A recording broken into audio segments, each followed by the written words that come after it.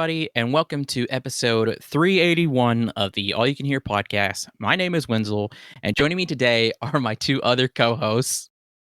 Ooh, what's that? Who is that? It's me. It's Colt. Hey. That's it. I had a bit, and then it lost it, and then it came back, and then I lost it again. And then it came back, and I decided, let it go. Lights, camera, Tanner. Oh, wow.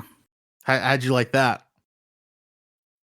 Oh, it's pretty good. Very cinematic. Is that like a process in filming? What does the Tanner include? It's when you get sprayed down with self tanner. During the process. Yeah. You know, when you get sprayed down with self tanner. I get it. Is that why they named you that? As a baby, they waited for you to pick an object, and you picked Tanner. Yeah, it's strange. Yeah, that's why I wasn't named till I was 6. Yeah. Yeah, a lot of people don't know that. No, it could have been. Well, no, Tanner kind of like the Dalai Lama. There. I mean, do y'all actually know how you got your first names?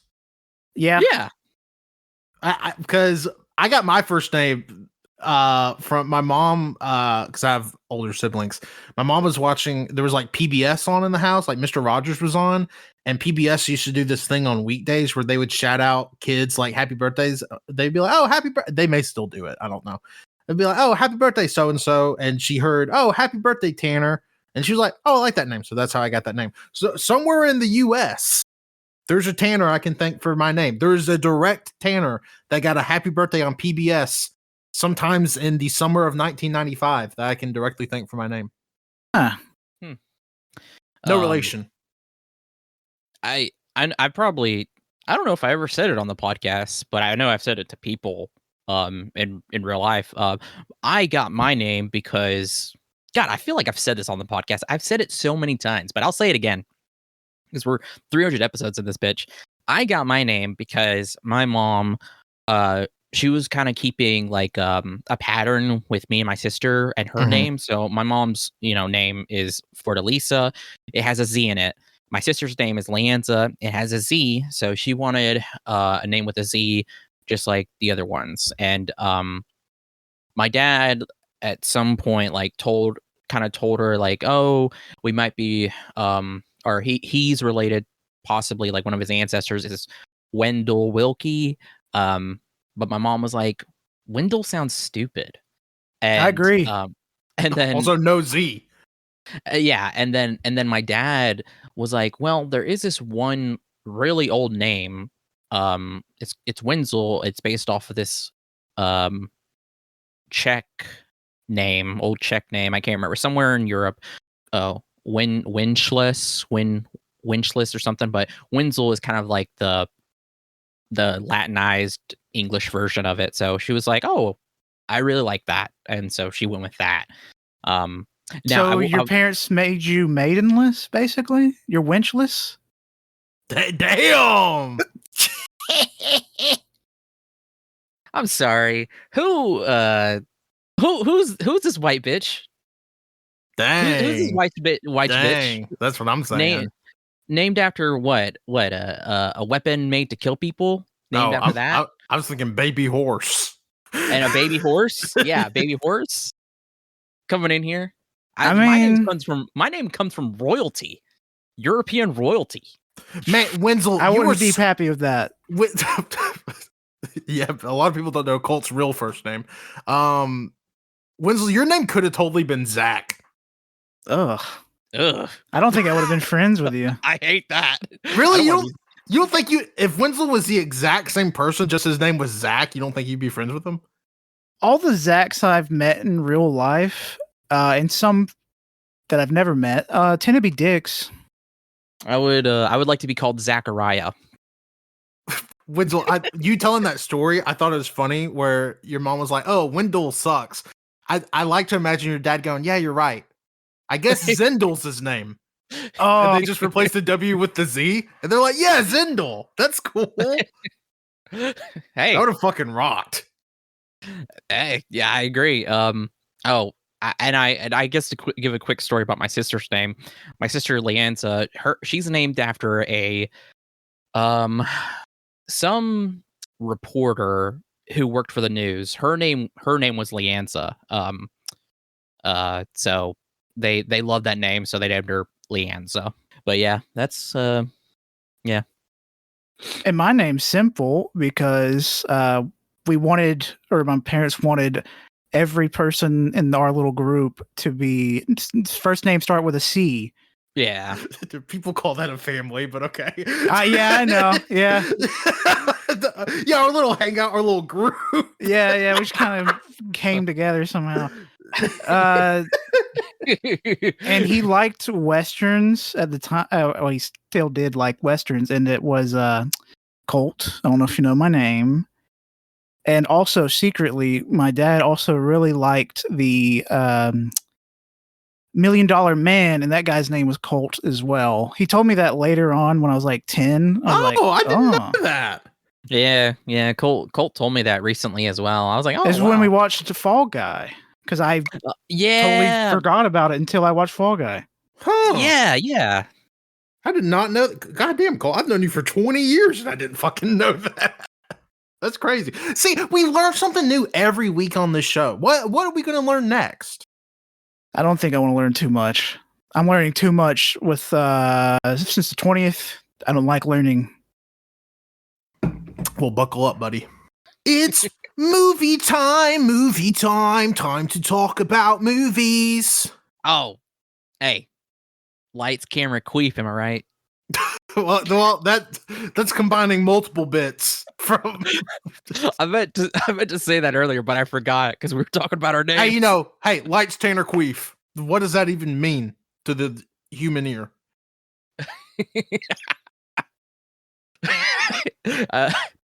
I just imagine a director saying that, but they're talking to you, Tanner, to queef. Hey, off the record, would you guys try mushrooms? I mean, they're pretty good on pizza. Okay, yeah. Can you do that though? Can you eat? Is there? You can do anything. You could put meth on pizza. Wait, hold on. What are you asking, Wenzel? I'm asking because every time you see people eat mushrooms, they eat them as is. Uh-huh. But like, could you just put them on like a pizza and just eat it like that? Yeah. That's very common. Not just pizza, but just any good thing, because people don't like the taste of mushrooms, so they just put it on a good thing.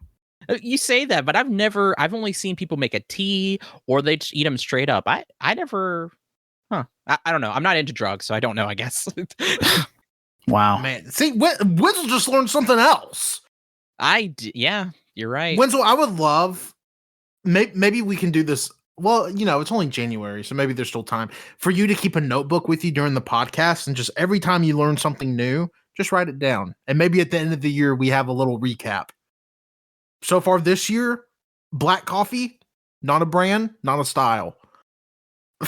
Mushrooms can go on pizza. Okay, so right now on my notes app, I have black coffee and mushrooms on pizza. I can't wait to not know the context of those. Yeah, that's just going to be like mushrooms on pizza. What? That's normal. That's like when I look at my Comic-Con bit list from last year, I don't understand it.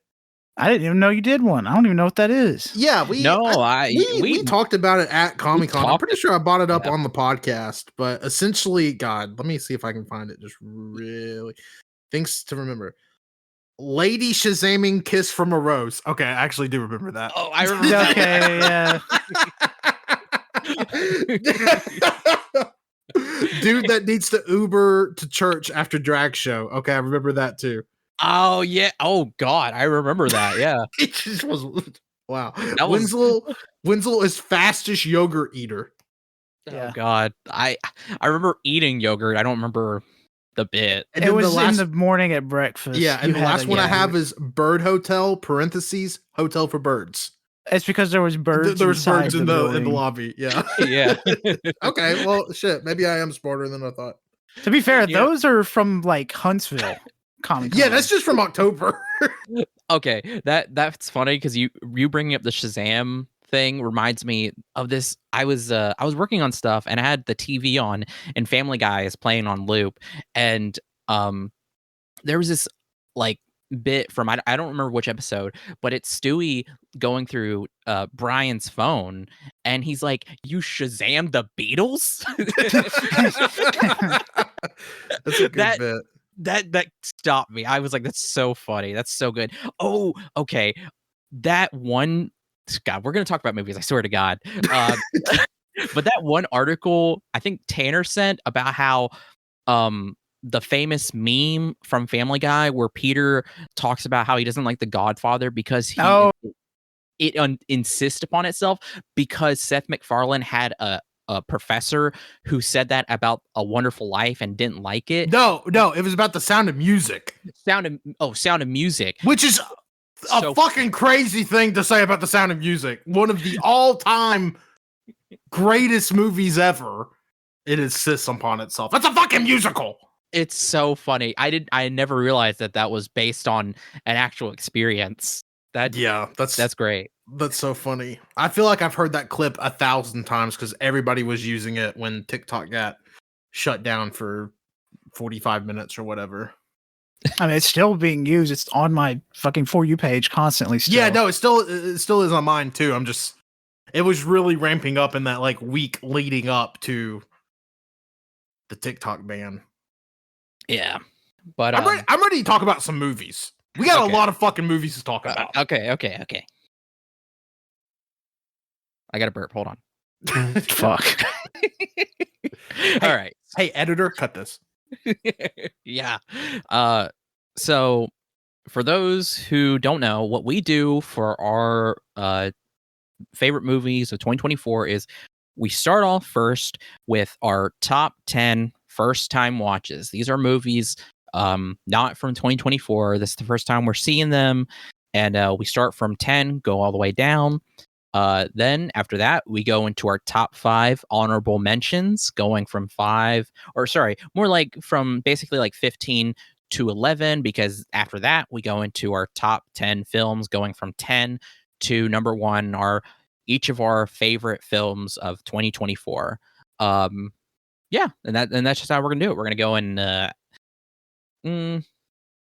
I say we go in sheet. I say we go Colt, Wenzel, me. Sure.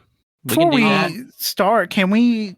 I messaged the group earlier. I said, can we have a moment just to talk about underappreciated or underrated films? Because there's a couple that I couldn't add to my best movies for either of those. No, for 2024. I only have underappreciated, underrated for 2024. Yeah, I have a few movies I would love to shout out that like essentially barely. We should mention, 'cause I know we did it last year, how many movies we all watched. 'Cause I mean, cumulatively, we watched the most movies as a trio than we ever have in a single year. Yeah, absolutely. So to give you guys some quick stats, and then we'll talk about underrated films. I'll go first because I've been kind of itching. So I watched a total of 250 movies last year. We always have a challenge for each of us to watch at least 100 movies for the year. Last year, my goal was to watch 150 again. Because the prior year I hit that bonus goal of 150, so I wanted to watch 150 again. If I do that, then I'm gonna try to watch 200. Well, then I hit 200, so I was like, well, fuck, now I got to try to aim for 250. I ended literally the very last day of the year at exactly 250, and then it was almost midnight too. Yeah, it was almost midnight. It was right there, like 11:45. I want to say 11:50. And then not only that. In terms of 2024 exclusive releases, I watched a total of 108 movies. So yeah, those are my stats. That's the most year. I mean, that's the most films I've watched in a year, but that's the most exclusive releases I've ever watched. So yeah, pretty sick. I would be in the same boat when it comes to 2024 releases, because Wenzel, whenever he goes to the theater, I go to the theater. He probably went to 2 more that I didn't go to with his niece and nephews.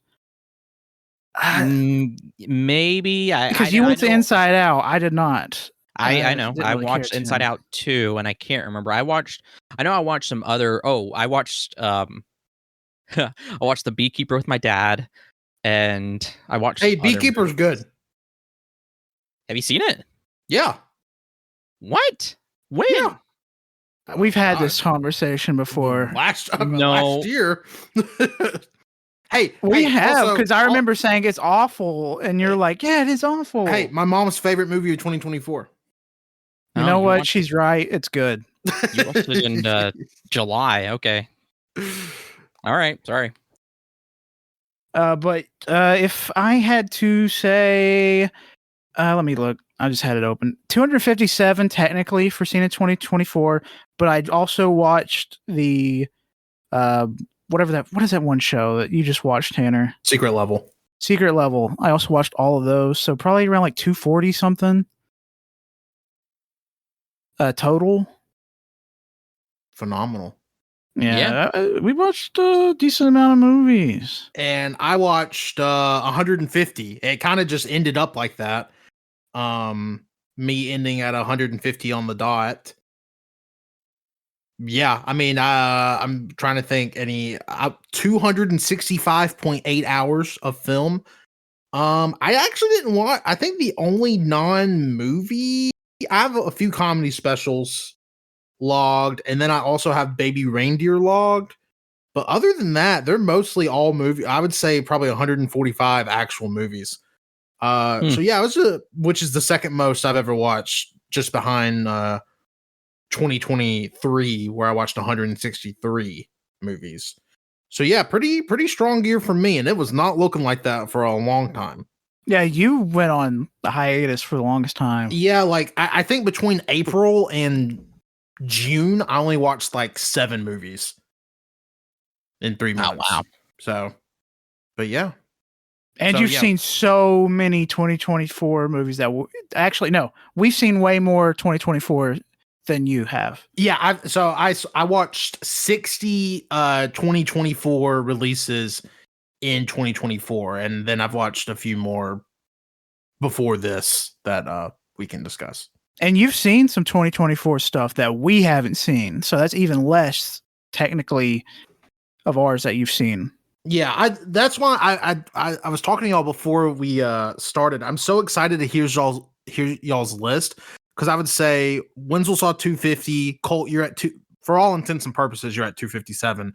I would say y'all have overlap with 200 plus movies. Yes. So I'm just interested to hear y'all's list, because I mean, I'm not saying y'all. I mean, y'all do have some. I mean, we're friends. We all have fairly similar tastes to one another. I'm interested to hear y'all's list and how similar or different they are.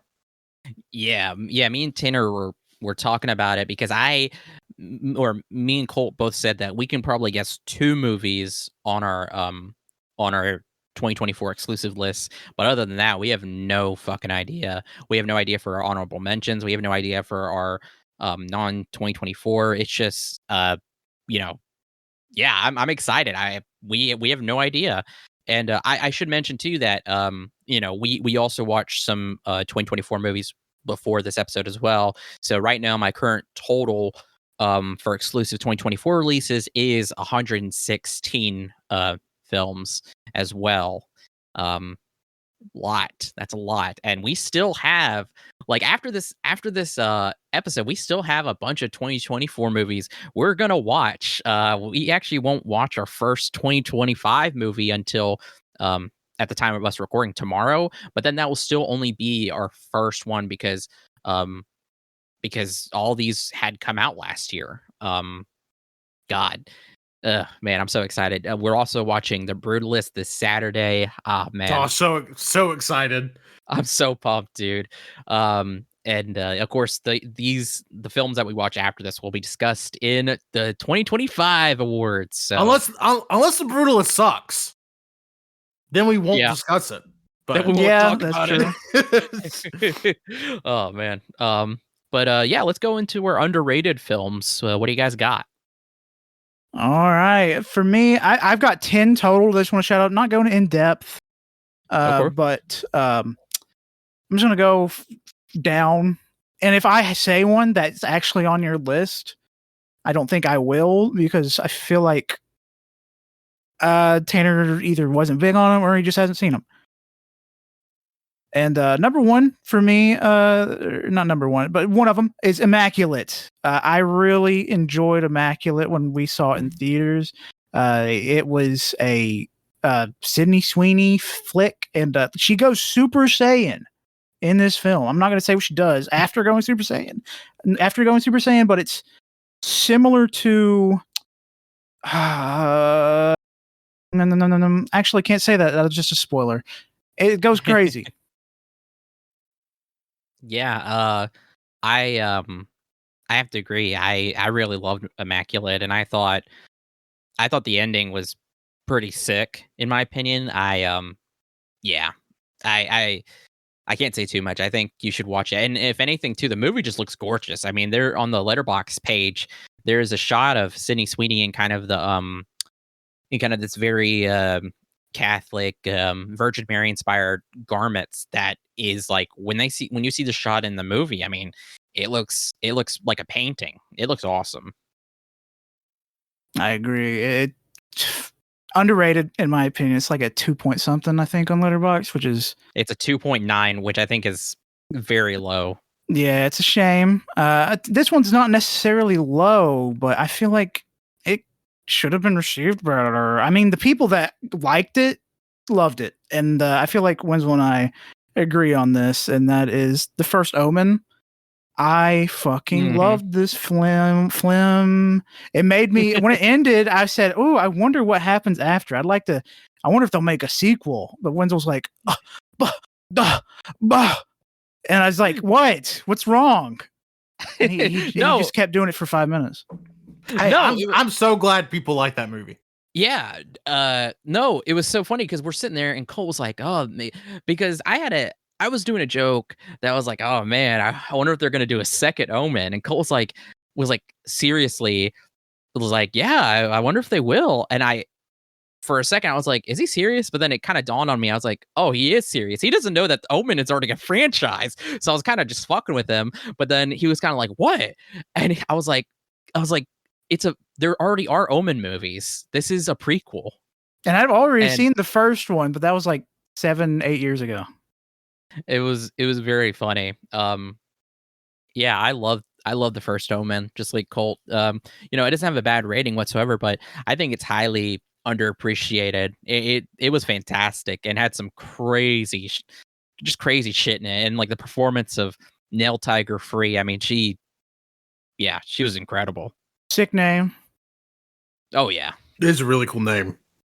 Another movie that I think is underappreciated, as in like I see nobody talking about it. I saw no one talk about it for end of the year stuff, except for one or two people, and that is Kill, directed by Nick Hill, Nagesh Bhatt. I wrote his name down because I feel like Kill can be a kind of a generic name. Yeah, but this film was awesome. It was brutal, action packed. There's one death in it that it's fucking batshit. Not just one death, but a lot of them are crazy. But this one specifically, where the woman, if you remember what I'm talking about, Wenzel, in the train, taking offie. Does that mean anything to you? Oh man, yeah. I mean, dude, there was a lot of crazy deaths. I know what you're talking about. Yeah, it was. It's I will say too, like with the kills and like the brutality of it too, like it jumps between that and kind of like this soap opera-ish kind of style that was like really not soap opera. It was very like the tender moments that it does throw in is like kind of a shell shock, but in such a good way. Just an absolutely claustrophobic, brutal movie. There was so much blood. It's a bloodbath. It's insane. I don't see many people talking about it. I definitely think it deserves more attention. Up next is a movie. I don't know if Tanner's seen it. I don't think he has. I don't think he'd like it personally. But it's Longlegs. Haven't seen it. I wanted to get to it, but oh wow. This movie, I feel, is underappreciated. Every time people talk about it when it came out, they're like, "Oh, this is dog shit. It's so stupid. I couldn't help but laugh." People don't understand. People don't appreciate true art. Preach on it. If they had to watch a John Waters movie, they would be hanging from the ceiling by the end of the time the credits roll. If you want to Hit hear 'em our with full it. thoughts on Long Legs, you can go watch our double feature episode called Despicable Legs, where we talk about Long Legs and God Despicable. damn. I forgot y'all did. That's a double feature episode. Yeah, Despicable Me 4.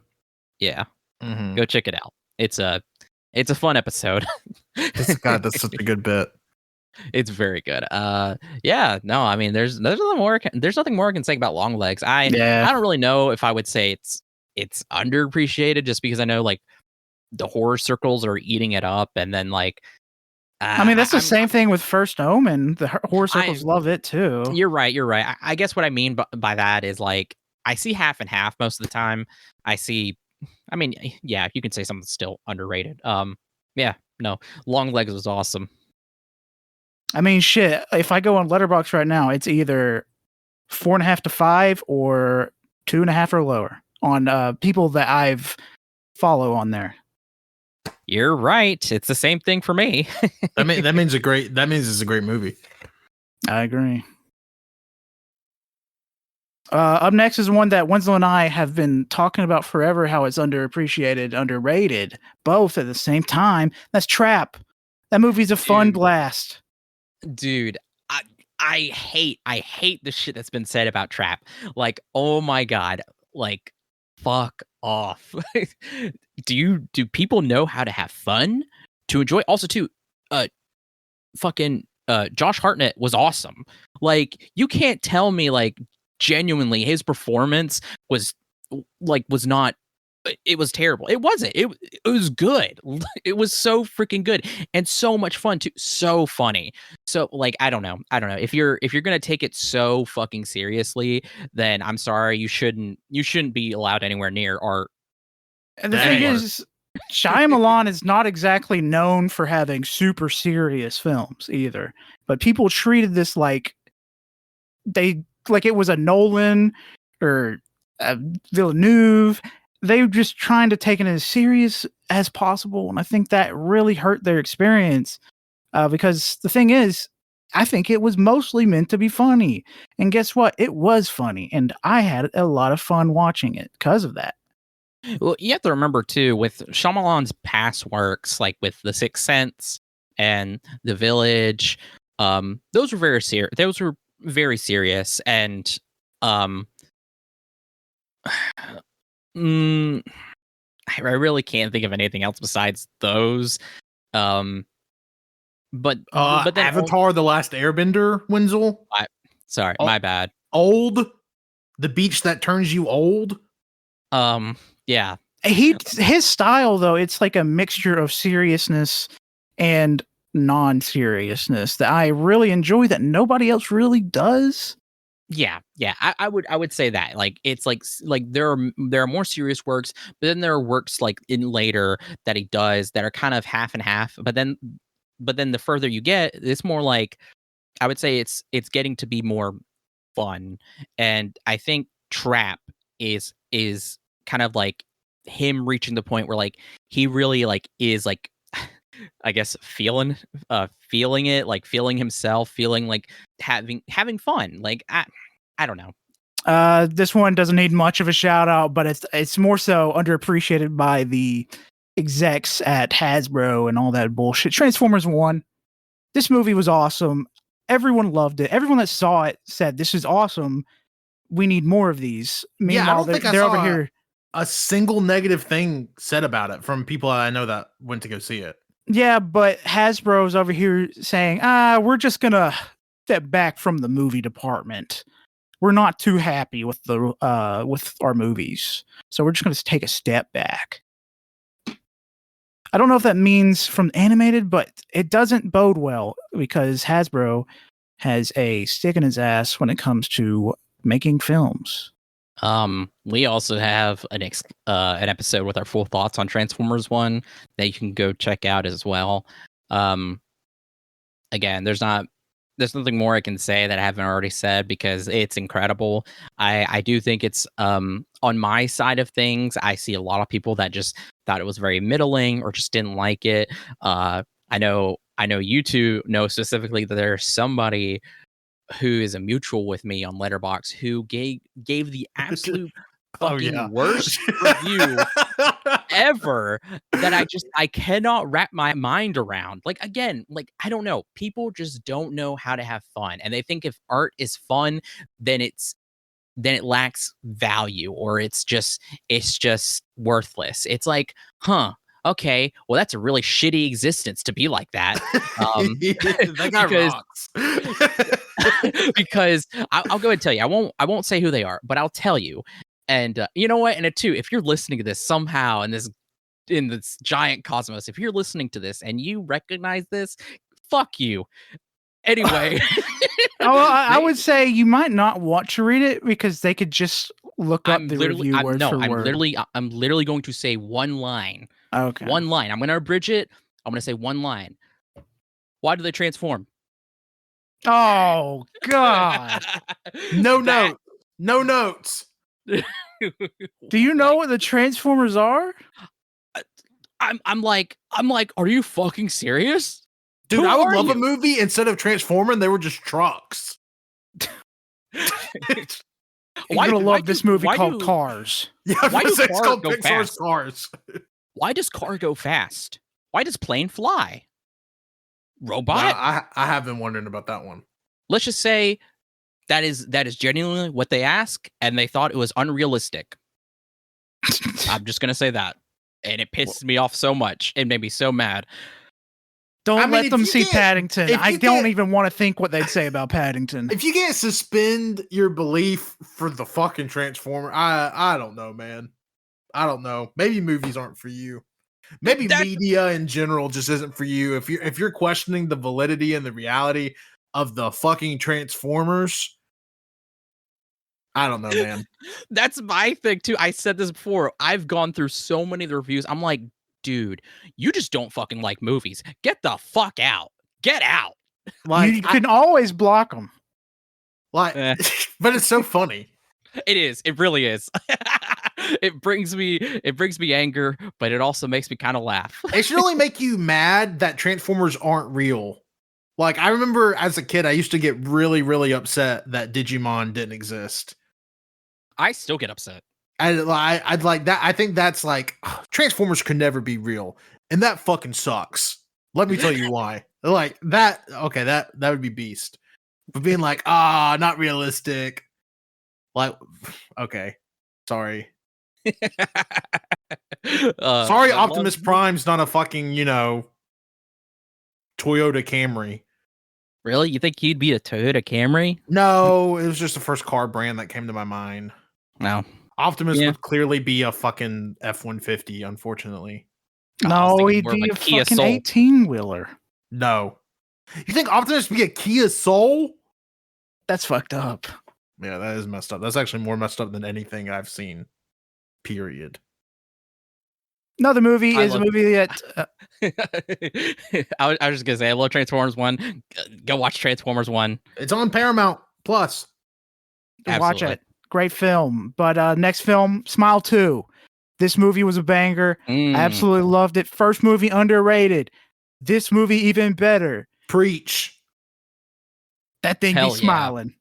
Preach. I will say Smile 2 was like shockingly close to making my list. I will say I was very surprised by how much Tanner likes Smile 2, and that makes me happy because Smile 2 fucking rocked. Listen, I'm just saying 2024 was the year I really got into horror. It really the year was. It finally clicked with me. It really was. But yeah, Smile 2 fucking rocked. I completely agree with you there, Colt. I think it's... I don't want to say it's underrated because I'm sure it made plenty of money and most people that saw it liked it. I just don't feel like enough people saw it. Yeah, I agree. It's going to become a very, very strong franchise, I feel like. Yeah, Oh, it's yeah. confirmed. There's a Smile 3 coming. Mm-hmm. I'm very excited after that, like, After final the scene. ending. Mm-hmm. Yeah, It's going to be called Smiles. Whoa. And the Isa 3. Yeah. It's going to be confusing. Yeah. A lot of people aren't gonna know. But yeah, Smile 2, watch it. This was one that Wenzel and I have like a kind of a ritual of watching these every year or whenever they come out, which tends to be every year. And that is VHS Beyond. Hey, guess what? These VHS films, severely underrated. They are super great anthology things that just give you a nice little treat. Just like a little dip into these little paranormal worlds. I love them so much. And this one was one of the best ones. Sam. Yeah. I love the VHS stuff. Again, like I always see it. Like people rate this shit so low, and I'm just like, well, my God, man, I'm so sorry that like a short little film can't be a critique on some kind of shit. I don't know. like this again, is also the like, I don't know, 9th, 8th VHS film. Why are you watching them still if you dislike them? like what do you think you're gonna get out of it at this point? Like you either like it or you don't, and if you don't, then just don't watch it, you know? Preach. But yeah, these last two, severely underrated. And that is Cuckoo. Cuckoo? Cuckoo? Cuckoo. I remember when this movie was first showing, I was just waiting and waiting for it to finally come to theaters. And when it did, wow, it was a great time. Hunter Schafer was fantastic. It's in the same vein as Trap, as in it's serious but also funny at the same time. But more so serious. But it's just underappreciated. I enjoy the whole, don't want to spoil it, but the whole laboratory stuff going on there.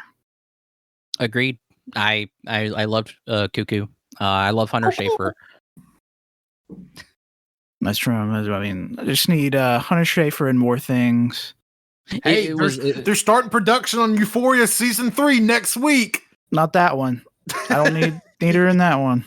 And then Hunter Schafer is going to be in something else too that I'm very excited for. That fucking Kojima game. Yeah. Yeah, that's true. The Kojima horror game. Now, this is probably a controversial one, but it's legitimately the lowest rated 4-star movie, I think, from last year. I get 4 stars. It's The Front Room. Mm-hmm. Yep. This movie is so underrated. It pisses me off. Now, this movie is a modern day John Waters. I know I keep saying that because I've been watching a fuck ton of John Waters. And since I'm doing that, I'm seeing a lot of these films, these horror films too, that are taking inspiration from the acting and the way these movies play out. This legitimately was so goddamn funny. Even though I know it was marketed as a horror film, and I think a lot of people went in thinking it would be a horror. I mean, it is to an extent, but it's more so a comedy. It was hilarious watching that old lady. Oh my God, I'm a racist baby. Oh my goodness, it was hilarious. Are you kidding me? Hold on now. This was awesome. Tanner, it was so funny. I'm like, when Colt says that, like, no joke, it was so funny. There is so much poop.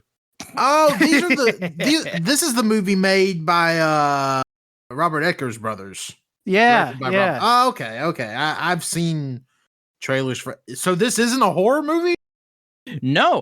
See, like Colt said, it was marketed as a horror movie. It's not that's what I'm saying. Movie. All the trailers made it seem like it was a very serious horror movie. I will say there's like tension, but the tension is more so from the dynamics here of the between our two married couple and the husband's grandmother. There's a lot of tension between the family, pretty much, and it's not horror. And it's severely like. There's another really shitty review from that same person I mentioned about Transformers 1 about it that was just so funny, because it's just like, what the fuck are you talking about? Because like I see the same things with this movie, and like this, like, I don't know, people just I hate to say it, but I guess people just don't get it. It's absurdist comedy, and it's just so funny. I highly recommend it. I give it 4 stars as well, and it's from A24's batch of films last year. I will say, I think it's going to become a cult classic, as in the people that are into absurdist films. I'm super into them now. Post John Waters, post this, post so many other things.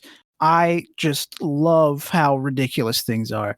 If somebody's acting bad now, they have to be acting bad in a certain way for me to go, this is good. They can't just be acting bad. Yeah. Yeah, no, man, it's crazy to think that when you watch and consume a lot of media, you kind of see a lot of I don't know, crossover. Like Colt said, we watch so much John Waters and so much films, and I've read so many books now that like, and listen to so much music. It's just like you kind of get it. And now too, like sometimes, or like with stuff, I try to keep it as open mind as possible, because there's just some stuff that like I just don't get yet. I might get it at some point, but I just don't get right now.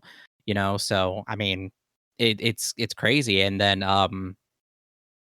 oh man, I've just come to appreciate more stuff now because of it. Once you open up your mind to all art, or for the most part, all art, you become a happier person. You tend to enjoy things. I'm not saying you don't have to look at things critically. You should, yes, but there's some times where absurdism, you can't really look at it that critical, or you're just ruining the vibe. I don't know. Absurdist is what it is. It's absurd, and it's kind of difficult because you can take it at face value, because that's what it is. It's absurd. But then you could also kind of delve into it more. It's just I don't know. Maybe I guess maybe what I should say is that how me and Colt have approached stuff too is like, just try to approach stuff, reasonably, with a lot of nuance. Yes, Because I not think everything has a set meaning. It's not just one message. It could be interpreted in different ways. But that's all I have for underappreciated, underrated. But if you guys have more, yell them out. You pretty much got it for me. That, like, I would say the only other thing that I would say is underappreciated is this one film that we watched called Rumors. Over the course of the year since we've watched it, I've grown to actually kind of appreciate it. It's a very funny geopolitical satire. And the more I just think about it, there's still some stuff that I'm still kind of like trying to understand, but for the most part, it was just so silly and just so fascinating too. It stars it has Kate Blanchett in it, and Charles Dance, and Alicia Vikander. I can never remember how to say her name, but no, it was just a good time. And the more I think about it, the more I really love it. That's the only other thing I would say is underappreciated. My two top things, like Colt said, were Trap and The Front Room. I hate how people are treating both of those movies, and yeah. I have a few just real quick. I'll be super quick with mine. First one I want to share, not necessarily underrated, just things that I really, really enjoyed. That, like, 2024 was such a really, really strong year for movies. So these just missed my list. I just want to give them a quick shout out. First is The People's Joker. You've probably been hearing about it now for like 2 years, because it's been on the festival circuit forever. But it was finally on added to Mubi in 2024, available, wide release. Go watch it. It's incredible. Snack Shack is another one. It's on Prime Video. Very some 8th grade, middle school vein. If you like movies kind of like 8th grade, Book Smart's another one. This is just kind of like the guys being dudes version of that. So you should go watch that. Horizon and American Saga Chapter 1 is actually really fucking good. and more people need to see it because I need the other 4 chapters or however many Kevin Costner is going to go into debt to make. Because it's really good. It's Horizon is literally the meme of some, like, oh yeah, this movie's good when you don't have somebody bitching in your ear about it. Yeah, it's good. You should go watch it. It is 3 hours though, just a heads up. And then I want to give a shout out to Rebel Ridge on Netflix. It's fucking phenomenal, man. It's like one of the, I think if you shave like 20 minutes off this movie, it's like one of the best action movies ever. It's just a little long. It overstays its welcome a little bit, which is ultimately what led it to not make my list.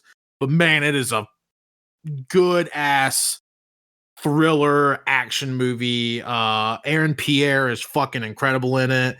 Don Johnson is a great heel. Yeah, it's fucking incredible. You should watch Rebel Ridge. I do want to watch it at some point. I just forgot about it. So many movies came out, man.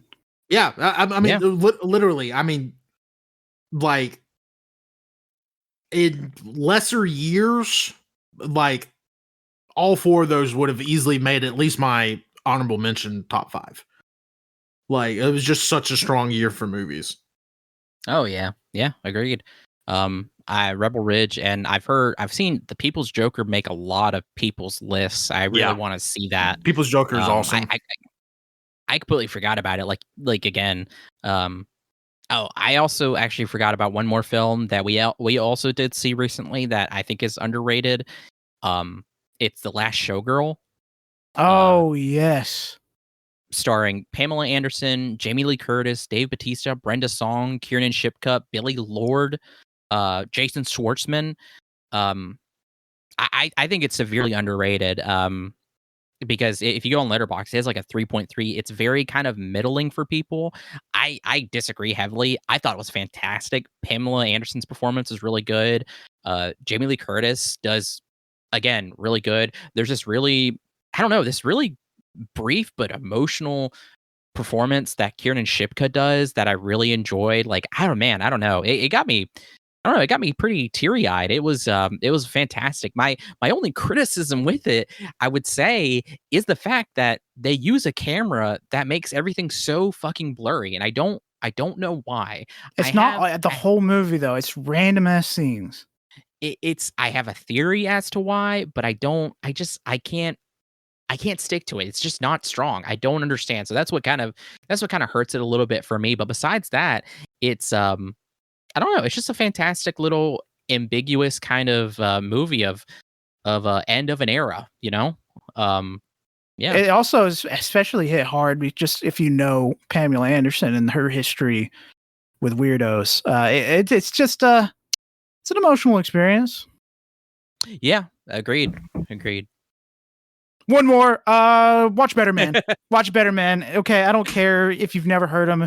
You're an American. I don't give a shit. Watch it. It's fun. It's a good movie. Do you have to know anything about a character you've never heard of in a movie for you to watch it? Go fuck yourself. Just watch it. Pretend he's a fake guy. Watch it. Can I kick it? Yes, you can. No, that song fucking sucks. I'm sorry. I saw the whole song. It all sucks. I'm sorry. I am interested in seeing that, but that song fucking sucks. Y'all said it got better. No, the song sucks. I like the second half. I don't like the first. I think the first half is legitimately the worst stuff you can ever hear. It's some of the worst shit I've ever heard. No. So, as they both say, even if you don't like Robbie Williams' music, this is genuinely a good biopic, and I think this is how biopics should be done from here on out. I think everybody should be a monkey in a biopic. I completely agree with that. Yeah, absolutely. No, it was just incredibly unique and honest. Like it doesn't glorify or sugarcoat himself or what he's done. It's very good. I really go see it. But it's going to lose its ass, and nobody's ever going to make a biopic that ambitious again. So it's a damn shame. Nobody's ever going to be a monkey in a biopic again. And man, it's really, it's a damn shame. There's a really cool scene that uses a lot of CGI. That's so sick. Um, it's crazy. No, man, that makes me sad. Well, are we ready for favorite non-2024 films? we're still getting there, buddy. Hey, you know what you're coming in. We're talking movies. So I guess start with me. Oh, should also mention, just in case you haven't listened to one of these before, any of our other best of 2024 stuff, which you should. If somebody brings up something and if it's on somebody else's list, the other person can just say higher, and we'll talk about it when it shows up on whoever's list has it the highest. Yeah. Also, there will be some kind of spoilers. Yeah, we'll say blanket light spoilers ahead. Just if we get into a deeper discussion, I'm sure our gracious editor will put a timestamp. Wenzel's sweating. For a fucking hour in and we haven't even started. All right, so me? Yeah, go Colt. Okay. Since we're talking about monkeys, we should continue to talk about monkeys. Number 10 was a movie that was a long time coming for me. Wenzel and I had started a marathon of sorts to watch all of them, and I'm very glad we did. Number 10, War for the Planet of the Apes. Wow, it's crazy how good these Planet of the Apes movies are. I love them so much. The final ending of Caesar's story. Jesus Christ, this movie was so good. I love the monkeys. Hey, monkey see, monkey do. Is that it? I thought I dropped. I thought I dropped. Cool. This is a good movie. I really liked War for the I thought Wenzel might say something since we watched it together, but no, I thought you had. Sorry, I was waiting on you. I thought you had more stuff to say, and there's just a long silence. Oh, damn. No. Hey, Wenzel, leave all of that in. Sure. Yeah. So we also did an episode where we talked about all three of the Planet of the Apes remakes. New timeline shit. We have an episode where we talk about all of them, including Kingdom of the Planet of the Apes. Go check that out. But War was awesome. You're dealing with all of the aftermath of Dawn and how everything has built up to psychologically how Caesar is dealing with what's happened and the aftermath too of now the conflict between the apes and the humans, how much it's escalated, and just how the world is escalating further. I'm seeing how evil Woody Harrelson is. He fucking loves killing monkeys. Woody Harrelson's so fucking evil. But then seeing that and seeing kind of like seeing, I guess, a more evil apes was kind of nice too.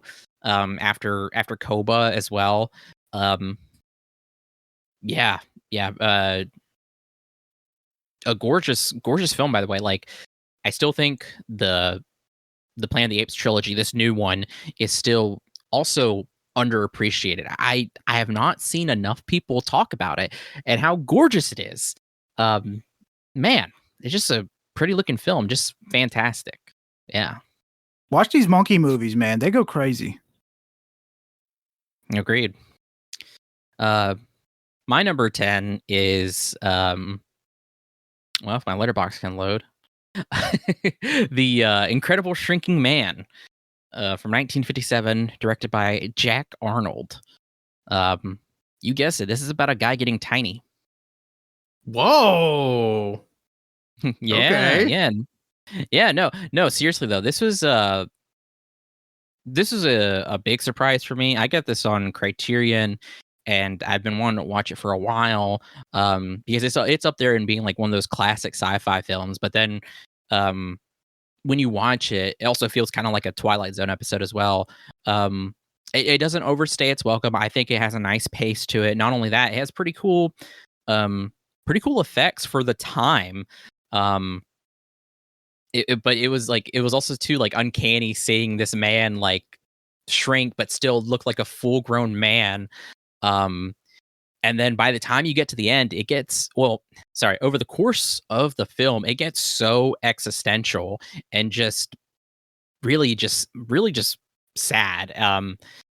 I won't say anything. Go watch it for yourself if you can.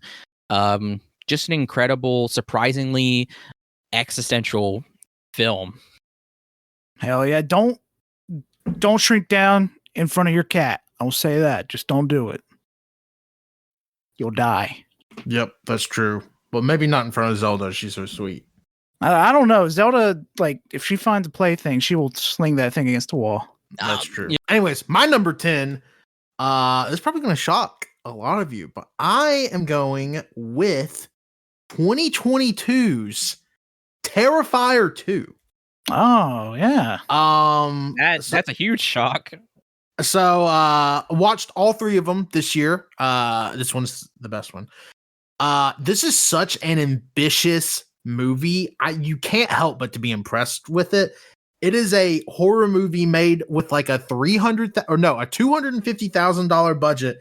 It is damn near 2.5 hours long, and it keeps your attention the entire time. It never feels like it takes a moment to breathe. Now, granted, is it a little too long for this kind of like psycho horror slasher movie? Yes, but I couldn't help but to be in awe watching it. And talk about some of the kills in the movie. I don't want to spoil too much, but let's just say the bedroom kill is one of the gnarliest things I've ever seen in a movie. Yeah, fucking ever. It's pretty rough. It's insane. It's great stuff. Terrifier 2, Art the Clown is, if not already, going to become like the modern day horror icon. Like Art the Clown, I think, is going to be spoken about in the same vein as a Jason or a Freddy Krueger sort of deal. Because I think these movies are only getting bigger. More people are going to go see them. I think Terrifier 3 made like $45 million at the box office. It was made on a $2 million budget. I mean, these movies are just making money hand over fist, and more people are seeing them, which is awesome. Like Terrifier 3 is the highest rated unrated movie ever at the domestic box office. So yeah, I just think that's really rad. But yeah, Terrifier 2, I would recommend all 3 of them, even though I personally don't like the first one. I think that they just kind of need to be seen to be believed, but also trigger warning, just like everything. Blanket statement. The horror slasher, I feel like that's a trigger warning in itself. Yeah, but it's like, it's stuff you ain't never seen in a movie. Yeah. The one kill from the first movie, I want to say it's probably the first major kill. It still gets me squeamish. I was like, whoa, dude. Yeah, get out of here. There's some there's gnarly stuff, but yeah. So Terrifier 2. Go watch it. Well, man. Hell yeah, dude. Something I was gonna add about Terrifier. Oh, we saw Terrifier at Huntsville Comic Con. That's right. Yeah, beep beep. Oh yeah. and we never talked about it. And you know what? We're still not gonna talk about it. Yeah. So we're ready for 9? We did see Art the Clown. Yep. Yeah, it's 9. You don't even want to know about Art. Oh my god, that was crazy. Number 9, I think I'm probably gonna be skipping. Frankenhooker. Skip. Yep. Fuck, hold on. You motherfucker. What? Oh, do you not know your 9? Well, let me tell you. This is gonna go to Tanner. Go, Tanner. Well, what's your number 9? We can't talk about it because you just said we had to go higher. Oh, it was also Frankenhooker? Yeah. Damn. That's awesome. Oh man, we'll talk about it when we get there. Okay, well, my number 9 is another horror movie from 2023, directed by Eli Roth. I went with Thanksgiving. Maybe like my biggest surprise film of that I watched. last year, just in general. Like I went in with zero expectations. I was like, this is going to be like a really shitty horror movie. I was like, but it'll be fun. Like Patrick Dempsey's in it. McDreamy from Grey's Anatomy, for all my gray heads out there. Addison Rae's in it. So I'm like, it's just going to be a fine little horror movie. No, it is such a great and fun slasher. Like, oh my God, it's so fun. And like the twist is so good. The kills are, again, gnarly. I mean, they're not Terrifier-esque, but they're, I want to say, a little more realistic than some of the kills in Terrifier, in a scary way. But yeah, Thanksgiving was just really just gobsmacked me. I remember after Riley and I finished it, we were like, that was a really, really good movie, right? And we were both like, yeah, it was. So yeah, Thanksgiving, 2023's Thanksgiving. Go watch it. The perfect, like, I think if you were doing trying to watch a scary movie every day during October, I don't think you can go wrong with Thanksgiving being like the kickoff, because the movie is just like fall time in Boston. You should watch it. So yeah. I'm curious to watch it now after hearing you talk about it when you first watched it. And also, the fun thing is, when we saw it in the trailer in the theaters, I thought it looked bad. Okay, that's the thing. I also thought the trailer looked bad, which is why we decided to watch, because we just wanted to watch like a shitty little horror movie. But no, it really surprised us both. Hey, if you love Eli Roth, you should watch Borderlands. Oh, okay. That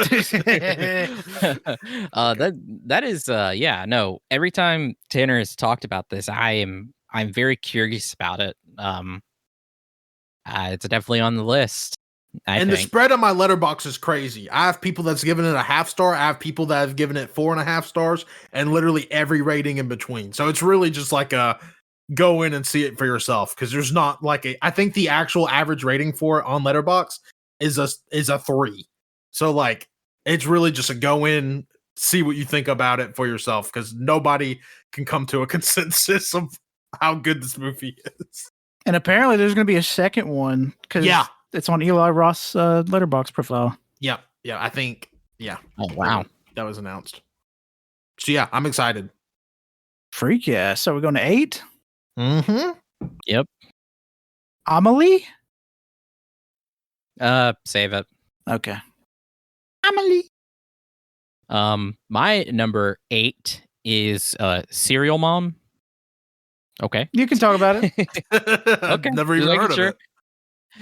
Serial Mom is one of the movies we watched on the last day of the year. It is directed by John Waters. It's from 1994, and it is about a housewife played by Kathleen Turner, who is who.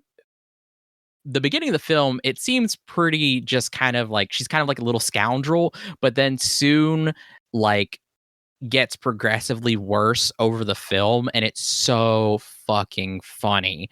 Like it is such it like it even and it's so because it gets meta at closer towards the end, and it's such a great time. Kathleen Turner is fucking awesome. Also, it stars Sam Waterston, Ricky Lake, who Ricky Lake is in a lot of Waters films, and Matthew Lillard, sorry, is in it as well. It's so funny, such a great time, like just very absurd as well. It's I would say it's my favorite John Waters after seeing it. It was just incredible. I agree. It's hilarious. It's fun. It's absurd. It's a John Waters film at his best, honestly. We have probably like 1 or 2 short films by him left, and I'm so sad it's over. So sad. No, we actually have 3 full feature films left. Oh, okay, but that's still sad. Damn, Colt. But the thing is, we've watched like 10, 11 of We've them. watched almost all of his filmography, and it does make me kind of sad. He has talked about wanting to make film adaptation of his novel Liar Mouth, and I would love for that to happen. It's just I think the problem with it was funding, which really sucks. So I really hope that can get made at some point. I really want to read Liar Mouth as well. He has like other books as well. I think he's written that I also want to check out. But yeah, a lot of his most of his filmography is on Criterion Channel. If you have it, go check it out. I recommend Serial Mom. I also highly recommend Cecil B. Demented. That's another movie I would say is my second favorite. It's so funny, but also like kind of like it's a commentary on the film industry. Really fucking good. Also watch Pink Flamingos. That's an iconic one. I wouldn't start there. I'd get there. Yeah. Absolutely. Oh fuck! What was the other one where Edith Massey was the queen? The Desperate Living. Desperate Living. That one. Fuck, man. Gosh, if you've ever wanted to see, I don't even know how to describe it. It begins in the most batshit way. Death by Ass. How we all want to go. Oh my God, that does happen. It does. Wow. It starts with Death by Ass, and I didn't even think of, okay, I'm not gonna say. But there is so much yelling in this movie. It's so funny. I mean, there's just kind of a lot of Waters' style with his Dreamland crew, but man, I love it. I love all of his stuff. I've had a great time watching his films. Amen, brother. Are y'all ready for my number 8? Yes. My number 8 is actually a movie we all watched together. Dragon Ball Z Fusion Reborn. Hey, you can talk about Nice. it. Okay. Yeah. So, I obviously don't get to join in on every insane movie watching marathon that these you're two weak. have. Yeah, we can say that. But this one was at my house, and we started with Dragon Ball Z Fusion Reborn. This was also like right after Toriyama had passed, so it was just kind of just hit extra hard. But yeah, this rocks. Like seeing what kind of animation was in this 30 years ago. Like the Janemba stuff is incredible. Like the porting by turning into just like a ton of like very like hyper colored cubes is like so Tetris sick. pieces. Yeah, like literally turning into, yeah, that's a good way to put it. Like Tetraminos is so cool. The action is phenomenal. Obviously, Gogeta is, goated. So that's awesome. Hey, spoilers for Dragon Ball Z Fusion Reborn. Is obviously goated. Yeah, it's just an hour of kick-ass like DBZ stuff. Like I said, it's baffling to watch this and realize that it's older than me. And I'm like, man, just nobody really does it like this, huh? I agree. Like Janemba is genuinely like top 3 character designs in Dragon Ball universe. It's a damn shame that he's only used in this short little film, because I love Janemba so much in his skinny form and his big boy form. Because all he does is they're in all the giggle. movies or all the games. Well, yeah, he is in every single game because that people realize how goated with the sauce he is. But yeah, Toriyama, you could have just like, I don't know, made him like pop up out of nowhere like you do with fucking Frieza. Fuck it. Also, I forgot Frieza was in this fucking movie till I was looking at the poster. I'm like, oh, that's fucking Frieza in the corner. Wasn't it just because Trunks like immediately cuts him up at the beginning? Yeah. Yeah. Okay. Oh man, so good. Great film. I really, really love it. It makes me want to watch all the old Dragon Ball Z films. Yeah, that's Dragon one of Ball. my goals this year, is watching like all of the old Dragon Ball Z stuff.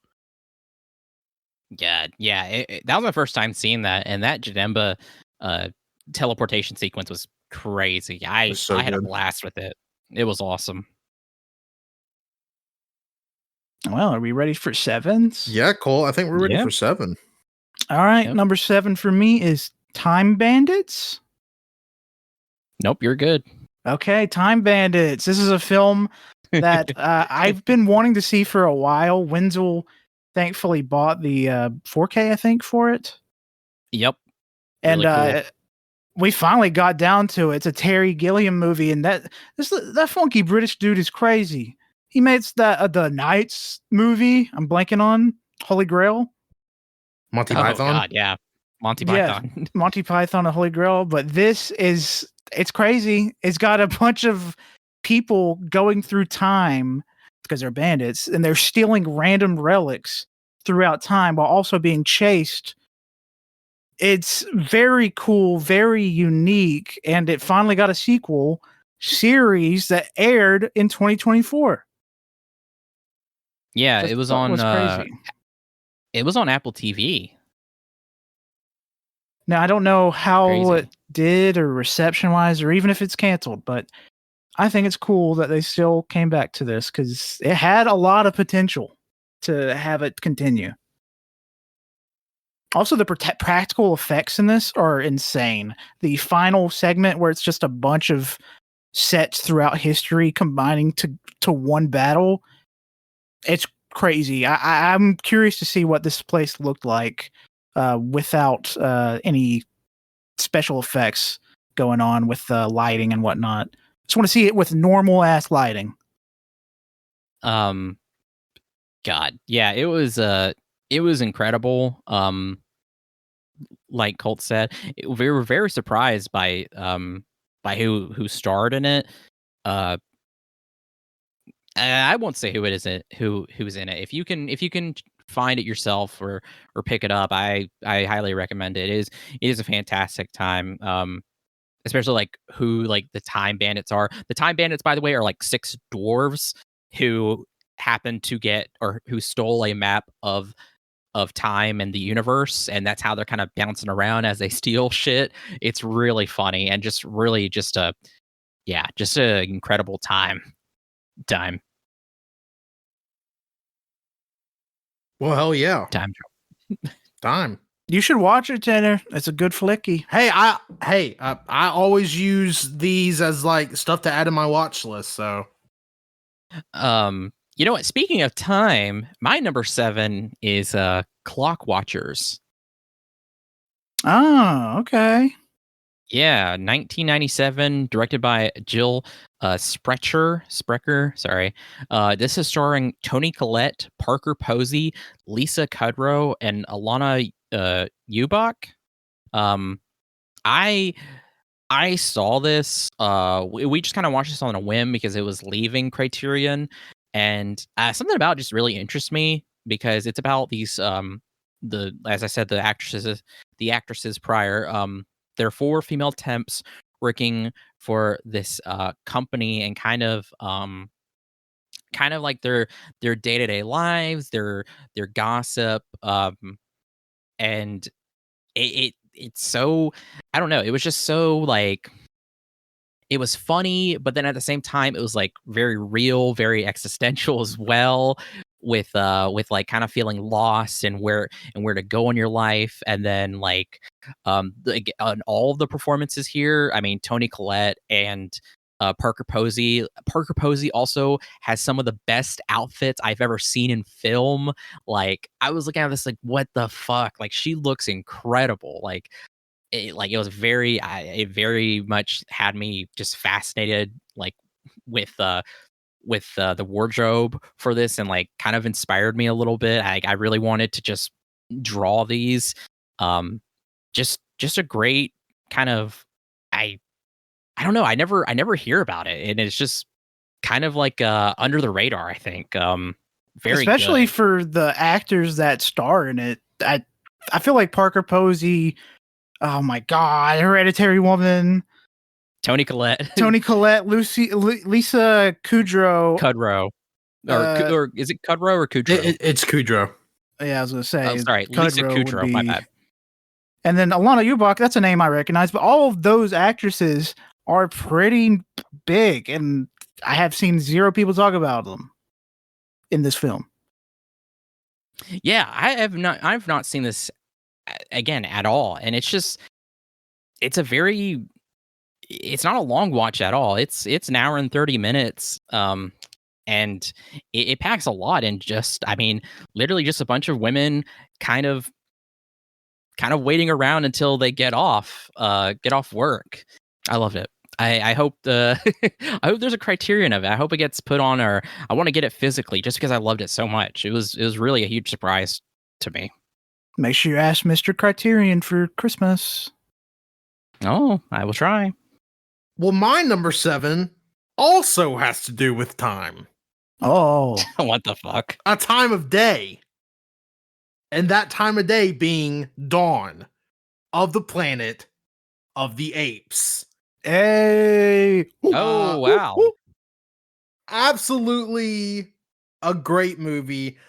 I would have loved to have fit in War for the Planet of the Apes. However, when I went to start watching it, I classic Tanner move, fell asleep.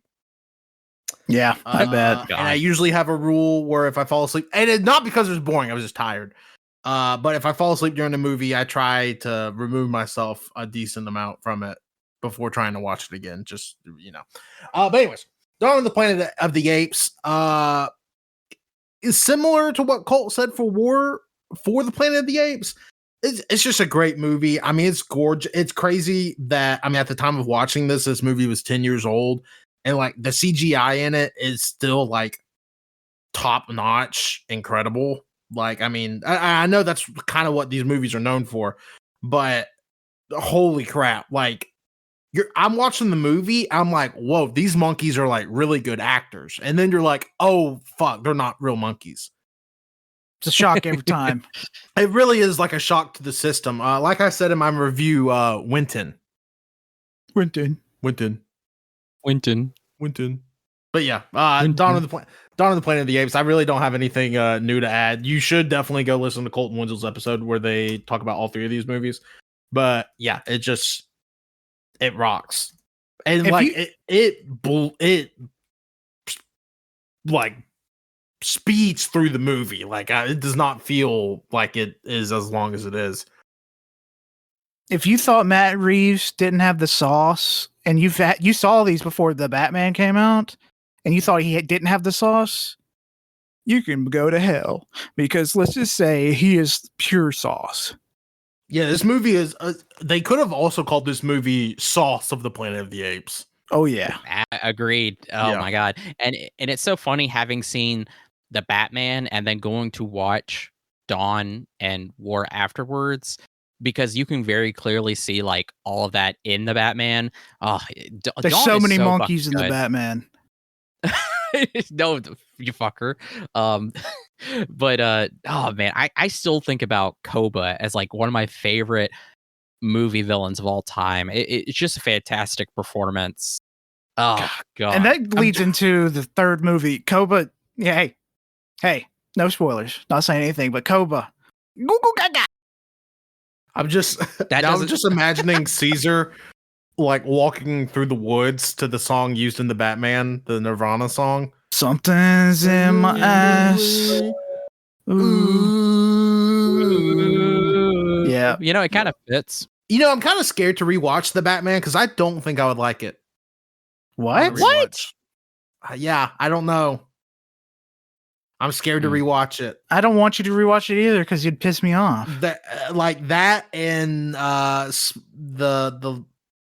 Spider-Man No Way Home are like movies I just refuse to rewatch because in my mind they're so fucking good, but for some reason I just have a feeling that if I rewatched them I would not like them. I will say that I agree for the Spider-Man one, but Batman, no. I feel like I'd love it just as much. I may have to rewatch it this year. When does Batman 2 come out? 27? Yeah. something. Yeah, I don't No, know. I'm pretty strong on my Batman opinion. I definitely feel like if I rewatch it, I'll love it. I agree with Spider-Man. I agree. All right, Colty. Number 6. Number 6. My number 6 is a film that Wenzel and I watched together. You know what? I don't have to say it. Just assume that. Miracle Mile? No, you're good. Miracle Mile. This film was a huge surprise. Man. I remember not watching. I saw someone's letterbox that I follow, Trevor Henderson, gave it 5 stars like 2 years ago. It's been a while, but it was in my watch list for the longest time.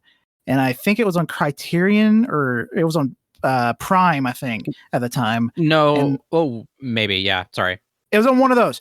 And I said, fuck it, I'll just throw it in. And I did, and I do not regret a single second of it. This film is pure adrenaline, insanity, and anxiety. It's so good. Just to give you a quick little idea, here's what you can find in the film. Musician Harry Washello sits down at a Los Angeles diner where he instantly takes an interest in waitress Julie Peters. The feeling is mutual too, so the pair arranges a date for later that day. But things go awry when Harry picks up a random payphone call from a frantic soldier who warns of a nuclear attack that will hit LA within the hour. Scrambling, Harry finds Julie and the two do everything they can to escape to safety. This flick, wow. You should watch it. You're talking about packing in like all of the Cold War and like nuclear anxieties into like that last hour of like of people would have like before Oblivion. Holy shit. Like they do that. They captured in here like the insanity, the panic, just everything. It is terrifying. Oof, man, it's so good. I didn't have it on mine, but like if we could have extended it to like top 15, it would be on there. It was so good. It would also be followed by another film about nuclear about nuclear war. I don't know if it's on anybody's list. I won't say it. Is it on your list? No, it's not on my list. All 3 of us have seen it, though. If anybody remembers. If nobody remembers, I can say it. Just say it. Testament. Oh, yes. Testament was great. That was a good movie. Not on my list, but... Yeah, Testament was great. And it, rather than showing the anxiety and panic of that, it rather shows what happened, a possibility of life after the fallout. And oof, it's very sad. It's not happy whatsoever. Yeah. Nope. But yeah, Miracle Mile, I highly recommend you check it out. Especially, just watch it when you are trip sitting someone. Just throw it on and say, this is real. Okay. I agree with that, if you know what though, do that, but like show them the last like 30, like 20 minutes, 20 to 15 minutes of that movie, and that's bad. This is live footage of LA. No. Man. All right. Also do that, but do it with Dawn of the Planet of the Apes. Yeah. Dude, there's talking monkeys everywhere. California is fucked. Show them back to back. Oh my god. Are we ready for my number 6? Yes. My number 6 is also a film we kind of watched towards the end of the year. It is 1948's Bicycle Thieves, directed by Vittorio De Sica. It's only an hour and it's basically an hour and 30 minutes, but yeah, it's a fairly quick watch. It takes place in post-war Rome, and it's about a man who is unemployed, who does get a job, and part of his job is that he needs a bicycle. It's just him putting up posters around Rome, and then his bicycle gets stolen, and it kind of takes this. It's through like the rest of the movie is just literally the whole day him and his little son are trying to find it, and it's I'm going to say this a lot because there's a lot of existential films on here. It gets very existential with the struggles of finding a job, of raising a family, especially in a time like this. It's very good, and yeah, I recommend anybody watch it. I bought this on Criterion because I had heard a lot of people say like this is one of the greatest films of all time, and yeah, I'm glad I finally watched it. It's very good. I completely understand why, and it yeah, I'd say go watch it. Yeah, it's been on my watch list for years. I need to get to it. Yeah, same. It's very good. All right. My number 6, Who Framed Roger Rabbit? Who did? Oh, hey. That's what this movie's about. Yeah. Who framed him? And we find out in this movie. Yeah. So we watched this movie It was together. Hitler. Close. Yeah, it was. I had never seen it. I knew all about Who Framed Roger Rabbit, but my only like exposure to Who Framed Roger Rabbit was seeing commercials for it on TV when I was younger. So that being said, I was like, a cartoon rabbit and a real guy? What? Oh, that was pretty much the extent of it. But this movie is crazy. It's about the perils of a man knowing that he scored a bad bitch and the world is trying to take him down for it. And Amen. with the help of Mickey Mouse and Bugs Bunny and Long Good Friday and Bob Hoskins, he's able to prove that he didn't kill anybody, and Christopher Lloyd melts. So yeah, a great fucking film. Yeah, Hell yeah, good dude, film. Even as someone that didn't watch it until we watched it then, I knew nothing about this movie, even though I've seen pretty much every single scene of this movie out of context. Dude, first of all, I didn't realize there was Warner and Disney characters in the movie. That's fucking crazy. Like, I saw the first scene with Daffy Duck and Donald Duck, and one of them says shit or something. I don't remember what happens, but it's crazy. I'm like, man, they don't make them like this anymore. Man, yeah, this was whenever we had this movie marathon, this is my choice because I had seen it prior and I knew that neither of them had really seen it. So, you know, you're talking about like one of the hallmarks of animation. Have to watch it. And it's still very good. Still funny too.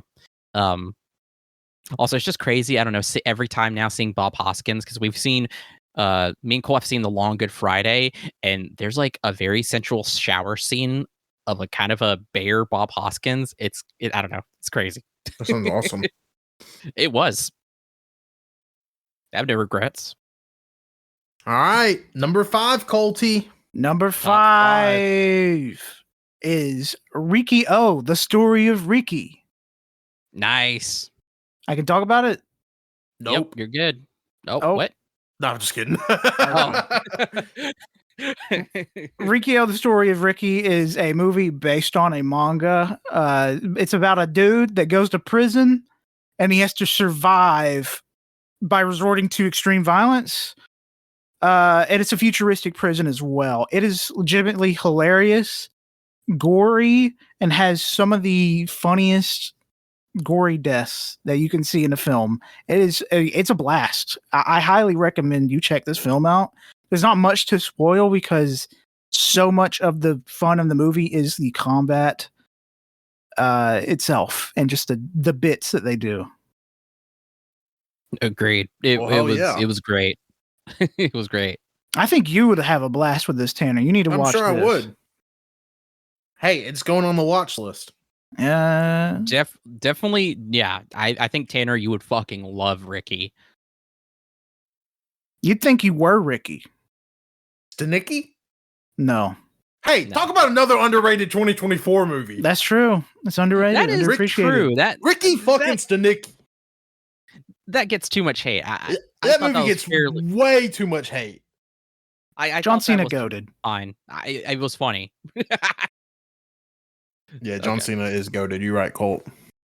But yeah, that's Riki-Oh. Watch Riki. Absolutely. My number 5 is 1989's Chameleon Street, directed by Wendell B. Harris Jr. You just added this because it sounded like your name. That's who Wenzel was named after. You know what? I'd appreciate that. This was a great film. It is about a con artist, William. A dickhead, like a real big dick. Yeah, William Douglas Street, and it's kind of like a portrait of him, of the real figures of William Douglas Street Jr. and Eric Dupin. And it's just like I said, it's him being kind of a con man. There's these really kind of breaks in it too, where it gets kind of like oh gosh, it's like avant-garde with him kind of discussing like Wendell B. Harris Jr., the director, also plays the main character, William Douglas Street. And there's these moments and breaks in here where it's kind of like in gosh, I'm trying to think. It's almost documentary like. That's what I'm trying to say here. It's almost documentary like, where he's kind of like being interviewed and he's kind of going through his life story.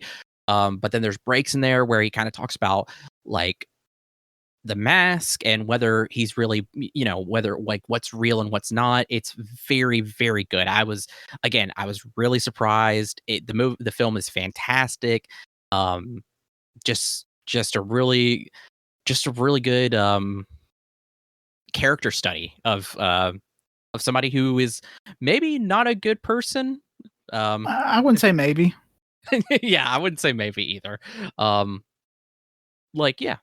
It was. I really recommend it as well. I mean, I recommend everything. I don't know why I say that. My number 5 is a movie we can finally talk about because we're talking Frankenhooker. Yeah. God, I mean, what can't be said about Frankenhooker? First of all, who here want to smoke? It's family friendly. Oh, me. Yeah, I would say family friendly for sure. I would say if you live with your significant other and you're watching this movie in the living room and they come downstairs to talk to you for a second, you shouldn't pause the movie when all of the sex workers are exploding from said super crack. It's a lot to explain when they're like, what are you watching? And you can't just say Frankenhooker. Like, that's not where that conversation ends. A friend told me that. But yeah, it's so fucking funny. And it's just so it's so good. I don't know. Like, here's the crazy thing. Colt and Wenzel watched it at my house with me here, but I went to bed before they watched it. Then I watched it with not remembering that they had watched it. So it's totally, that should tell you how beast of a movie this is. We watched it separately and it's still on all 3 of our lists. But yeah, Frankenhooker fucking rules. Yeah, so your dogs have watched it twice. That's true. Yeah, Bailey and Bells have watched it twice. I fucking love Frankenhooker. It's hilarious. It's awesome. I can't really add more other than like the whole super crack. That stuff is awesome. We should get that in real life. Yeah, I would be smoking on that super crack. Amen. Oh, yeah, real, man. Yeah, again, there's nothing else I can say either. It was funny. It was absurd, as you can tell from a lot of our tastes. Just a great time. God, man. And what's so funny too is because it got put on Criterion, this year after we watched it, like at the same time, a lot of people were watching as well, and I had seen an explosion of just Frankenhooker fan art, and it's been incredible. Just it's made me appreciate it so much more. Just again, another underrated film. Be careful around lawnmowers with your girlfriends. Yeah, for sure. Yeah. All right, number 4 for me is a film from a director that is super beloved in our group, and that is Memories of Murder, directed by Bong Joon-ho. This is a fantastic murder mystery. It's about these murders happening in a small little area. I think it takes place during the 80s, and it's a good flick. Yeah, I don't want to say too much about it because that's the fun in it. It's a murder mystery. It stars Song Kang-ho as our kind of the detective we're following for most of it, along with Kim Song-kyung. These two we follow, or these are our two main detectives. Very, very good performance. I had heard about this film too because there was somebody had talked about how there's a crazy amount of drop kicks in this movie, and they weren't kidding. Yeah. There are so many drop kicks, and there's no really explanation of why. And there doesn't need to be. Never. The one in the torture room, I will say this, no context, the torture room drop kick from the stairs was just hilarious. It was so stupid. I mean, I don't know. The drop kick from the side of a bank on a road was that was funny. Great. Also, there's a scene of a dude falling down that totally was not scripted, but they kept it in. So good. Yeah, go watch it. It was just another banger, or a banger from Bong Joon-ho. Because he rarely has those. Yeah. Yeah, seems to be a director that misses a lot. But my number 4 is 1922's Haxen. Maybe Haxen? I don't know if I'm getting that right. I'm sorry. Directed by Benjamin Christensen. This is one of the earliest Criterion films I had bought and never watched it until last year with Colt. This is oldest film I watched last year. Period. Probably ever. I don't know. It is it is a very old silent film that's kind of it's just a series of these different I mean it kind of says it perfectly here on the Letterboxd. I'll just read it. This film uses a series of dramatic vignettes to explore the scientific hypothesis that the witches of the Middle Ages suffered the same hysteria as turn-of-the-century psychiatric patients. And it kind of explores that about how that connection there of how people with mental illness, old women were treated back then, and then how they are also treated now, and kind of that connection there. It is fantastic, and exploring how of the horrors of the Inquisition, of Christianity, and what it's done to other cultures, and anybody who's just really different. It was fantastic. And there's also, I say this too. Oh gosh, and it even goes into statistic that was very heartbreaking as well. But also too, there is some lightheartedness because there is they do some like costumes and stuff with people dressing up as demons. It's very funny in those parts. But and the devil does cunnilingus the entire time. He does. And yeah, it was fantastic. I highly recommend everybody to check it out. Well, hell yeah. My number 4. If we want to talk about underrated movies, this movie has only been seen by 2,500 people on Letterboxd. Only 500 reviews for this movie. And I'm talking about Pow Wow Highway.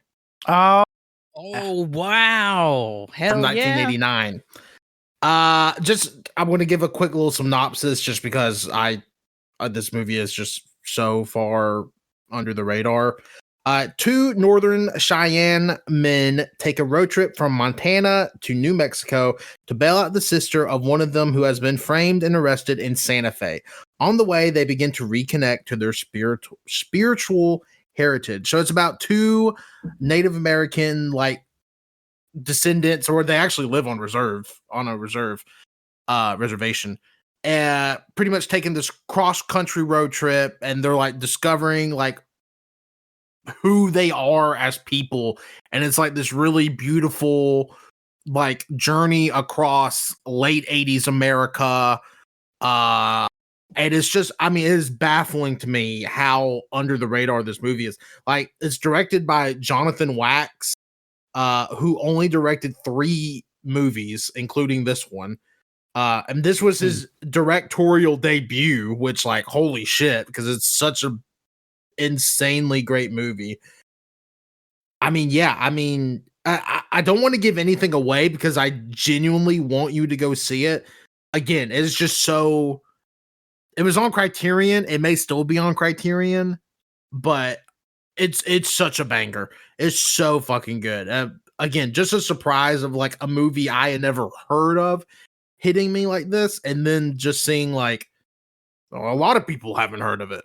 Evidently, I mean, not to say that Letterboxd is the end all be all, but just for reference, I would also consider Frankenhooker a very like underseen movie, and it has like 26,000 members that have seen it on Letterboxd.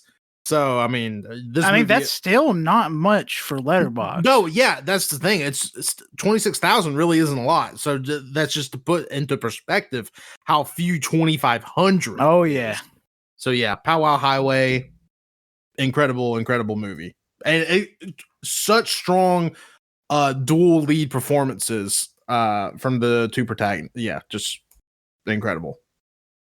Yeah, this year we really discovered Criterion, the streaming service.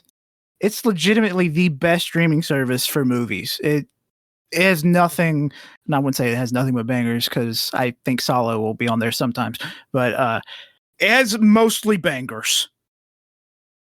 Yeah, agreed. Like last year, like a lot of me and Colt's marathons, but also to what we experienced with Tanner, like we're always finding or discovering these kind of hidden gems. And I mean, and that's thanks to Criterion. And now also too, because I have a subscription to Metrograph, but like, I mean, they've done so much work in bringing these films to the mainstream, or to at least to the public eye of like in preserving this stuff. Like, I mean, they've really done a fantastic job of, and that's why we talk about them so much, is because like, I mean, they're doing all this work to preserve this stuff, to preserve art. So we can't not bring them up all the time, because we have to give them credit for a lot of the stuff we've discovered over the past, I mean, what, like 6 years at this point, like of me at least being more aware and kind of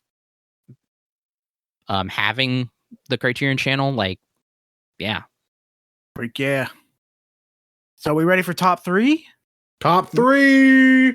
Number 3. This is a film that I loved, absolutely loved.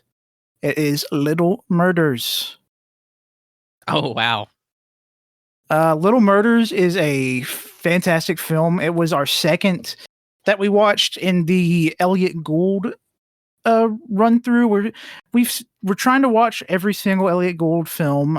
We've watched most of his main role films, and this is one of them. And let's just say it is fantastic. It is insane, but also kind of scary how much it hits in the comparison to modern day, with the batshit stuff going on in this world. I can't really say much else about it because it's something you just have to experience. I will say one thing, no context.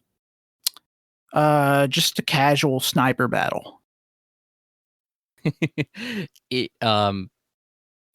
Yeah, like Colt said, we've been trying to go through all the films, really the great films that Elliot Gould is the main star of, and Little Murders is incredible. I really, yeah, like you have to watch it for yourself, because there's just stuff in there that's just batshit crazy, and like and how it mirrors kind of the insanity and absurdism of the fucking world. Like it and it's funny for the most part, but then it reaches a point where, my God, it it completely just shut us the fuck up. That's all I'm going to say. I love it so much. Yeah. Can we just go back in time and tell Elliot Gould to be in more main roles? Hey, watch Friends. Oh, he's a main character? He's Ross and Monica's dad. Yeah. I don't care. I mean, he's in a lot of episodes and he's fucking hysterical in every appearance. I don't care. I just need to see him smoking cigarettes and like saying, He smokes. That's a plot point. No, you're not. He's also got to be like, I just can't stop having sex. It's my favorite. He talks about Ross and Monica's, him and his his wife having sex all the time. I'll kill myself before I watch Friends. Nah. Jesus Christ. Okay. I know what we're doing next time you come over, bitch. Well, I'm going to go to my number 3, and it's really funny because my number 3 is also an Elliot Gould film. It's actually our first one, The Long Goodbye. Don't talk about it. Whoa. Really? Yeah. Oh, what? Okay. You won't have to wait long.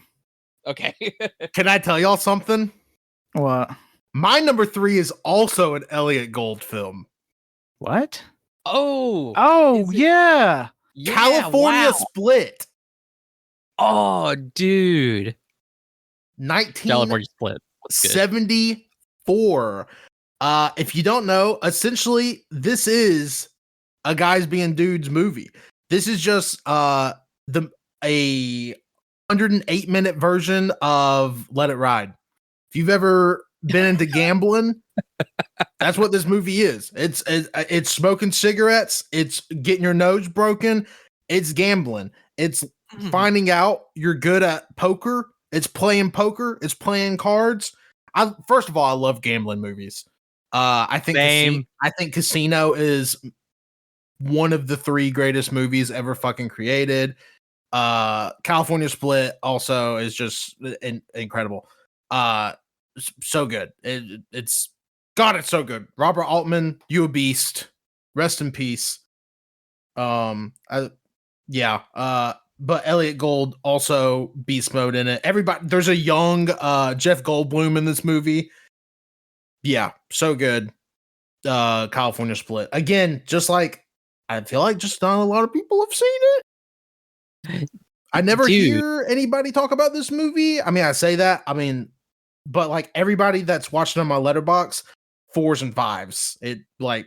I mean, its average rating on Letterboxd is a 3.9. It's phenomenal. Just go watch it. I think a lot of the people that have watched Elliot Gould's older backlog are dead. Or maybe they're not on Letterboxd. Yeah. So, which is basically dead. I will say, like, with Elliot Gould, we've also we'll watch another Robert Altman with also Elliot Gould in it, but he's more of a minor role. Nashville. He literally plays himself. Nashville and California Split, both Robert Altman, both very fucking good. Oh yeah.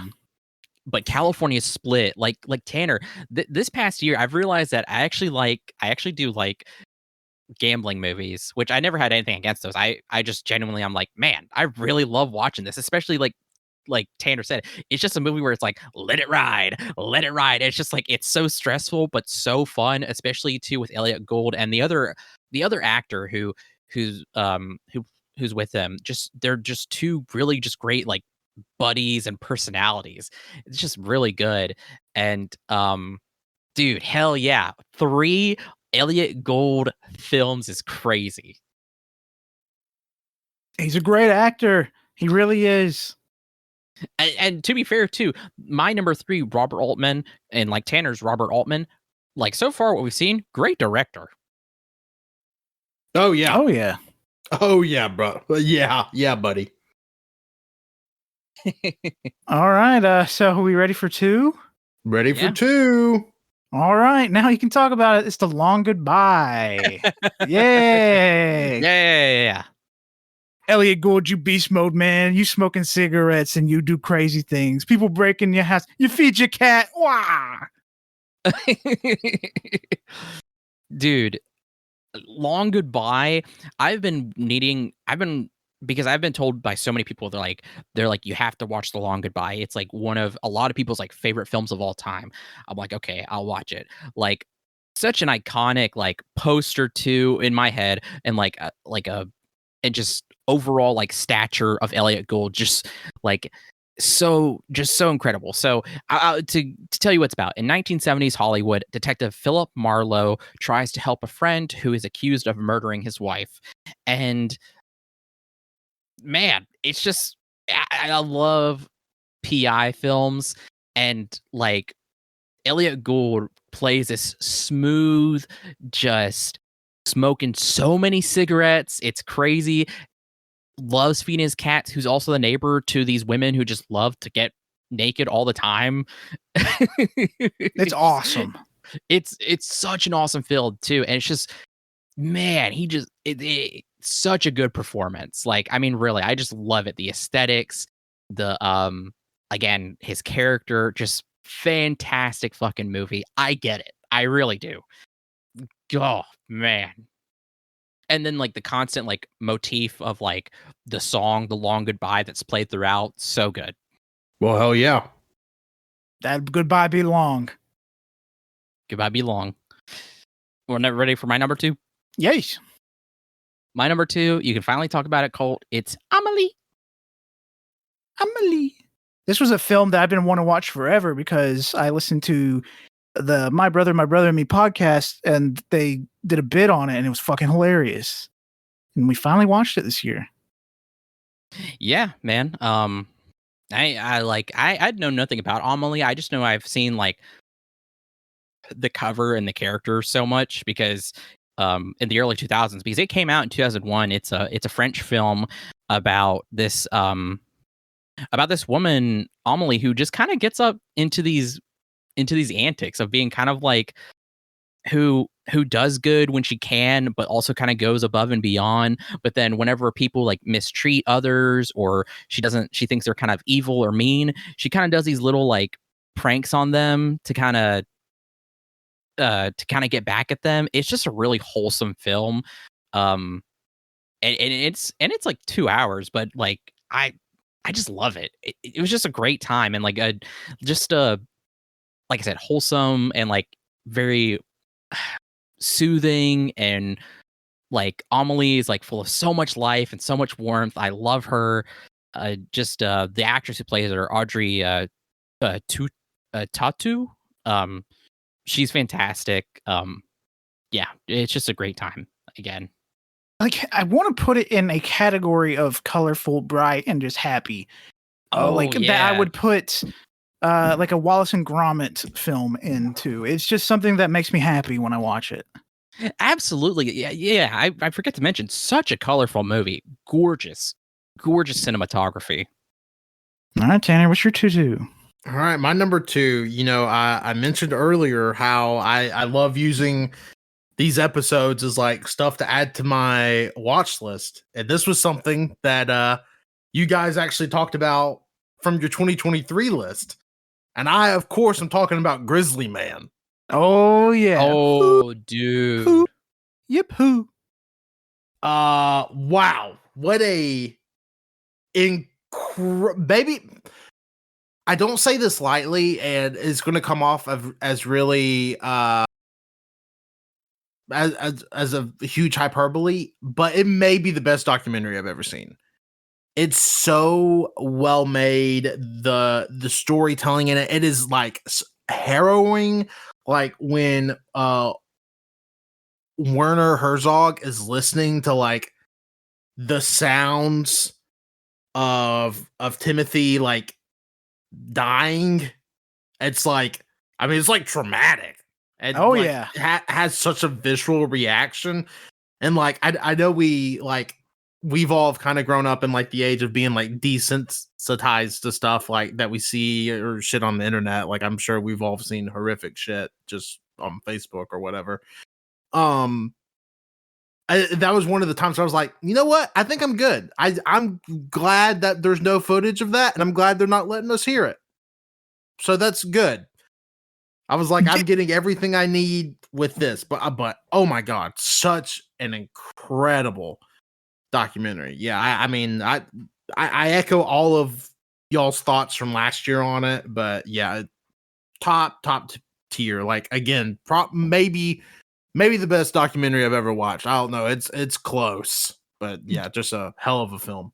I just think of Werner Herzog's saying like, you should destroy this, never let anyone else listen to this ever again. Yeah, and like completely serious. Like, no, you need to destroy this. Like, yeah, it's crazy.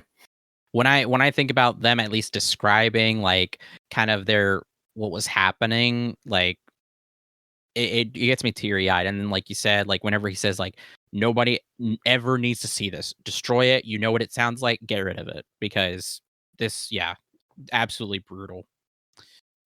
Great All film. Right. Number ones. I think Wenzel and mine might be the same, because this is a film that I feel like if it didn't make Wenzel's top 10, I'd be a little shocked. And that is Paris, Texas. Whoa. Holy shit. Save it. Okay, I'll save it. No, it's my number one.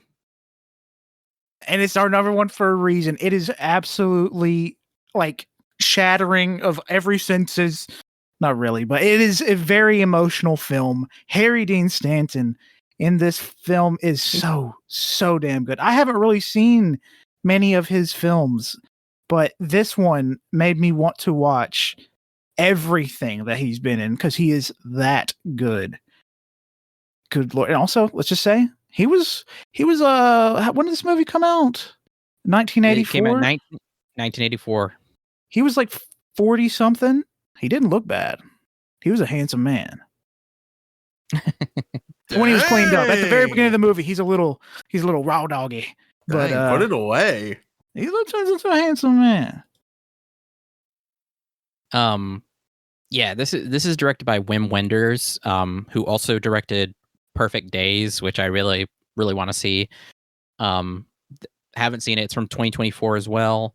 To give you the letterbox synopsis, a man wanders out of the desert not knowing who he is. His brother finds him and helps to pull his memory back of the life he led before he walked out on his family and disappeared 4 years earlier. And that's all you really need to know, because my God, it's like the entire, like as soon as the movie starts and you get kind of the first, like the final meeting between the first meeting between Harry Dean Stanton's Travis and Dean Stockwell's Walt, you can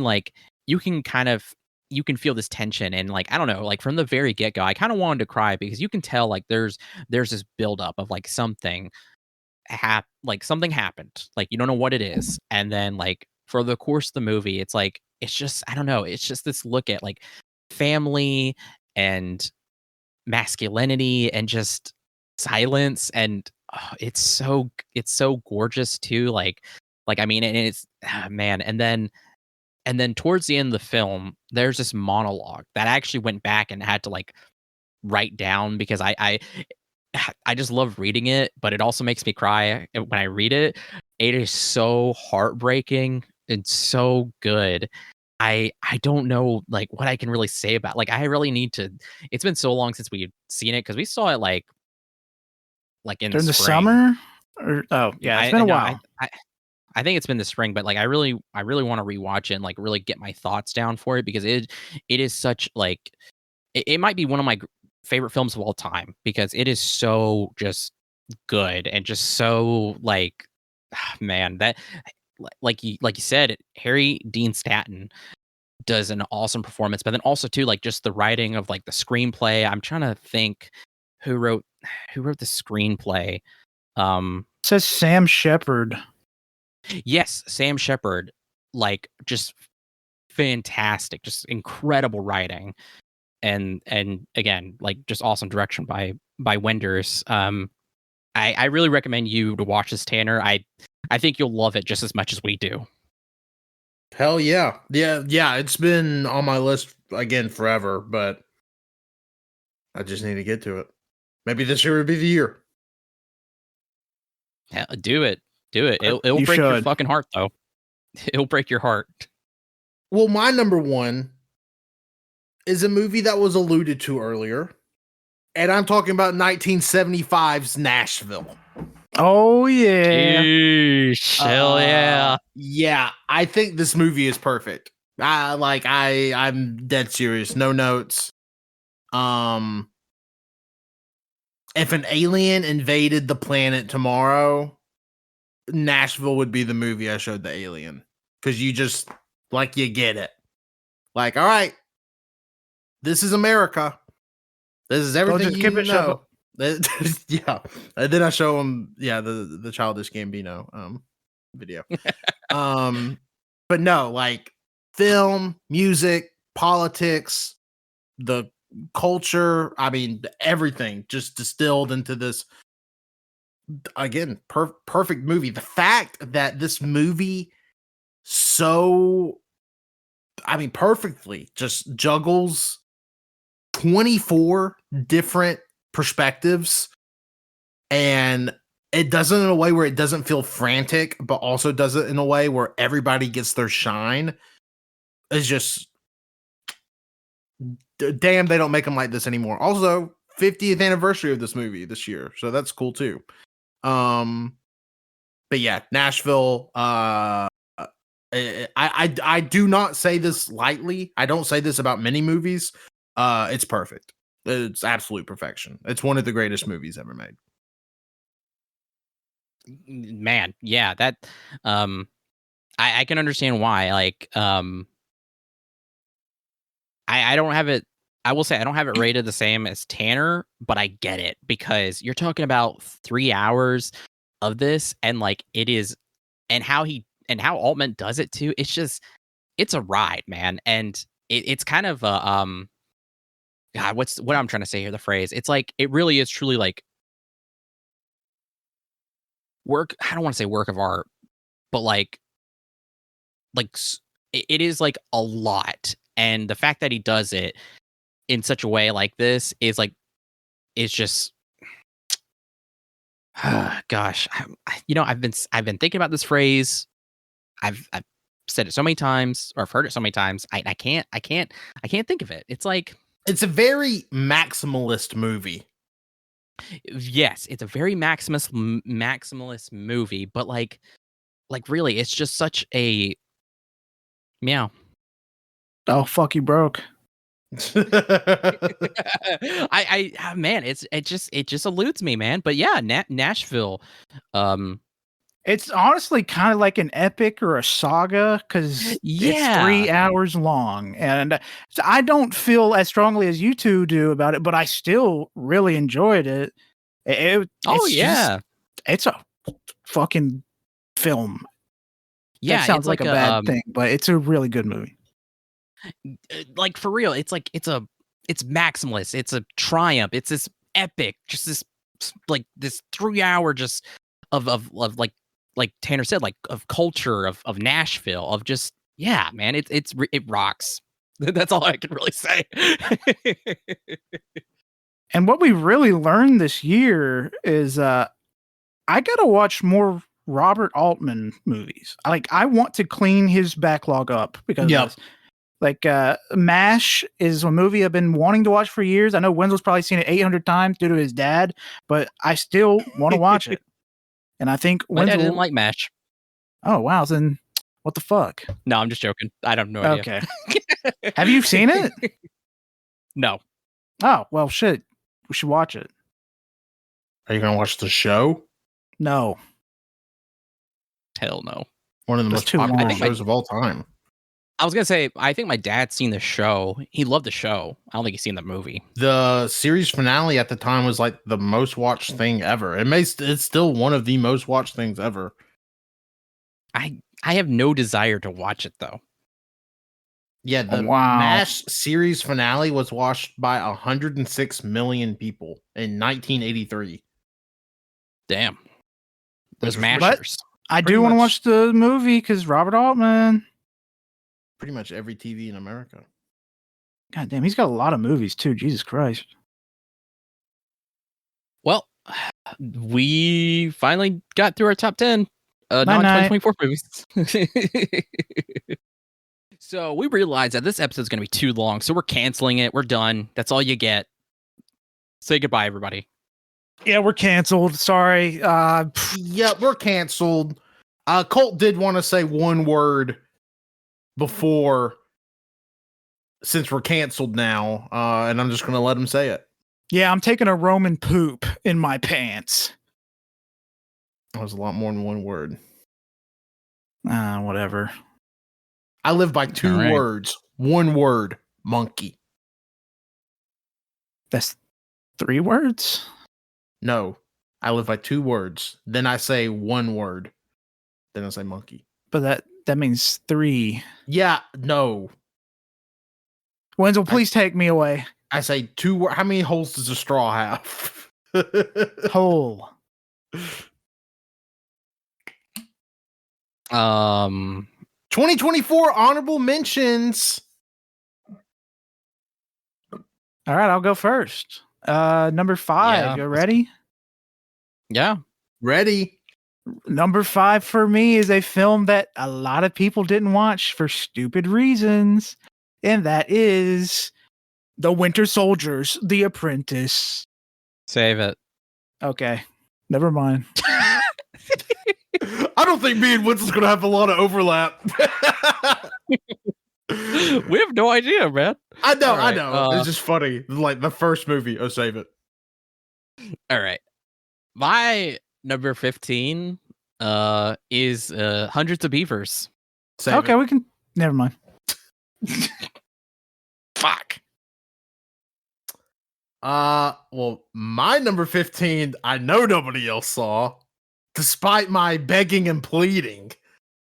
I, of course, am talking about Rebel Moon Chapter 1, Chalice of Save it. Blood. Shut What? the fuck up.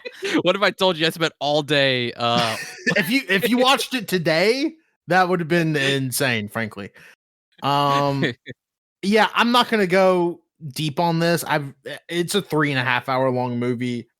It's fucking great. If you don't know, this is the Zack Snyder director's cut of Rebel Moon Part 1, A Child of Fire. And you may be wondering, Tanner, why is there a director's cut for a movie that he got to realize his vision in and was released on streaming services anyways? And to that I say, for some reason, people think the term Snyder Cut holds economic value. And let me tell you, it doesn't. So from what I can tell is the director's cut is rated R, where the original is PG-13. Watching this movie, I don't understand how you could tell it PG-13. I just don't. Like, there's not a lot of movies I feel like that. Too much shit in this movie happens that could not have happened in the PG-13 version. But this is like Zack Snyder Star Wars.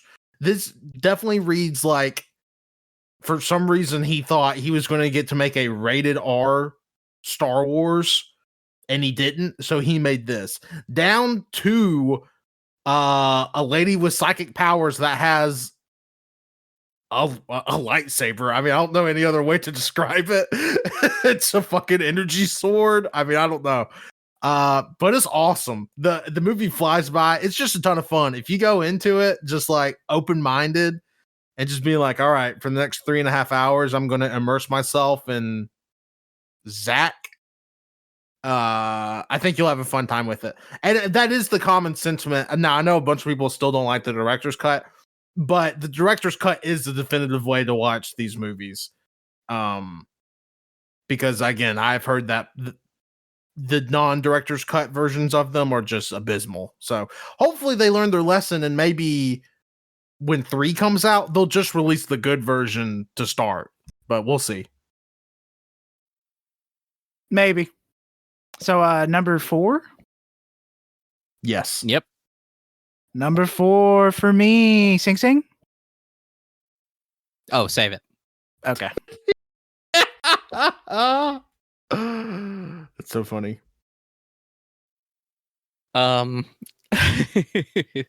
But my number 4 or 14, depending on, how you want to. Yeah, this is basically 15, 14, 13, 12, and 11.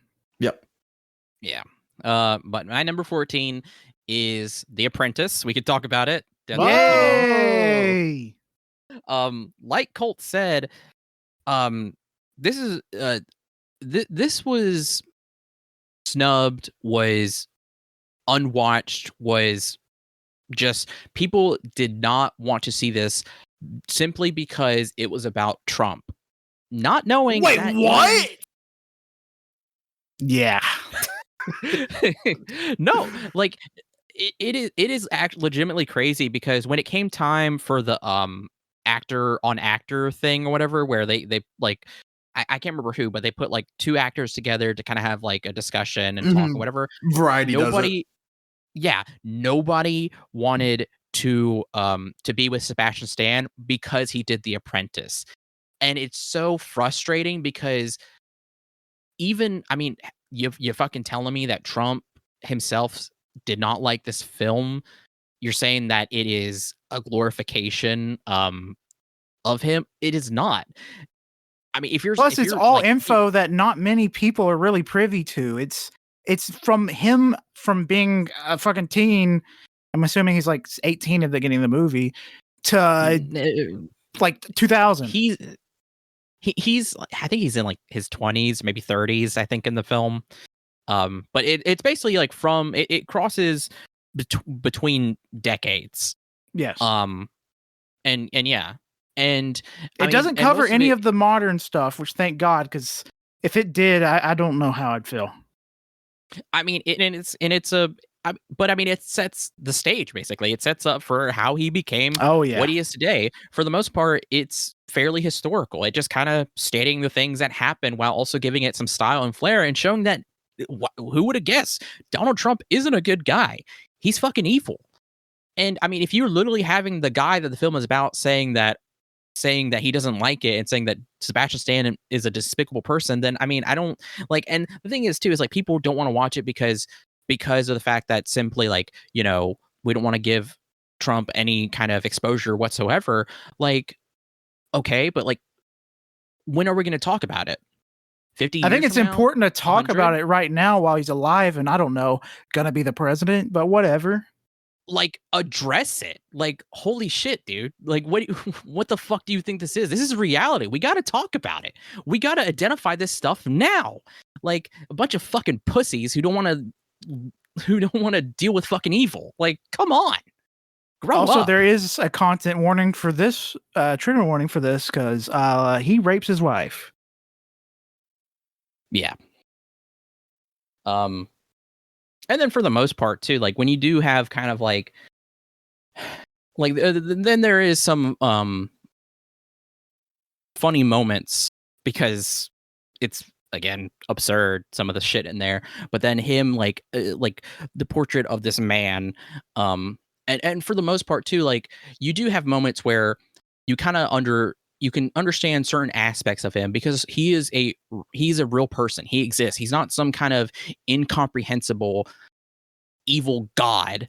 He is just an evil human. He exists. He's here, and he also is real.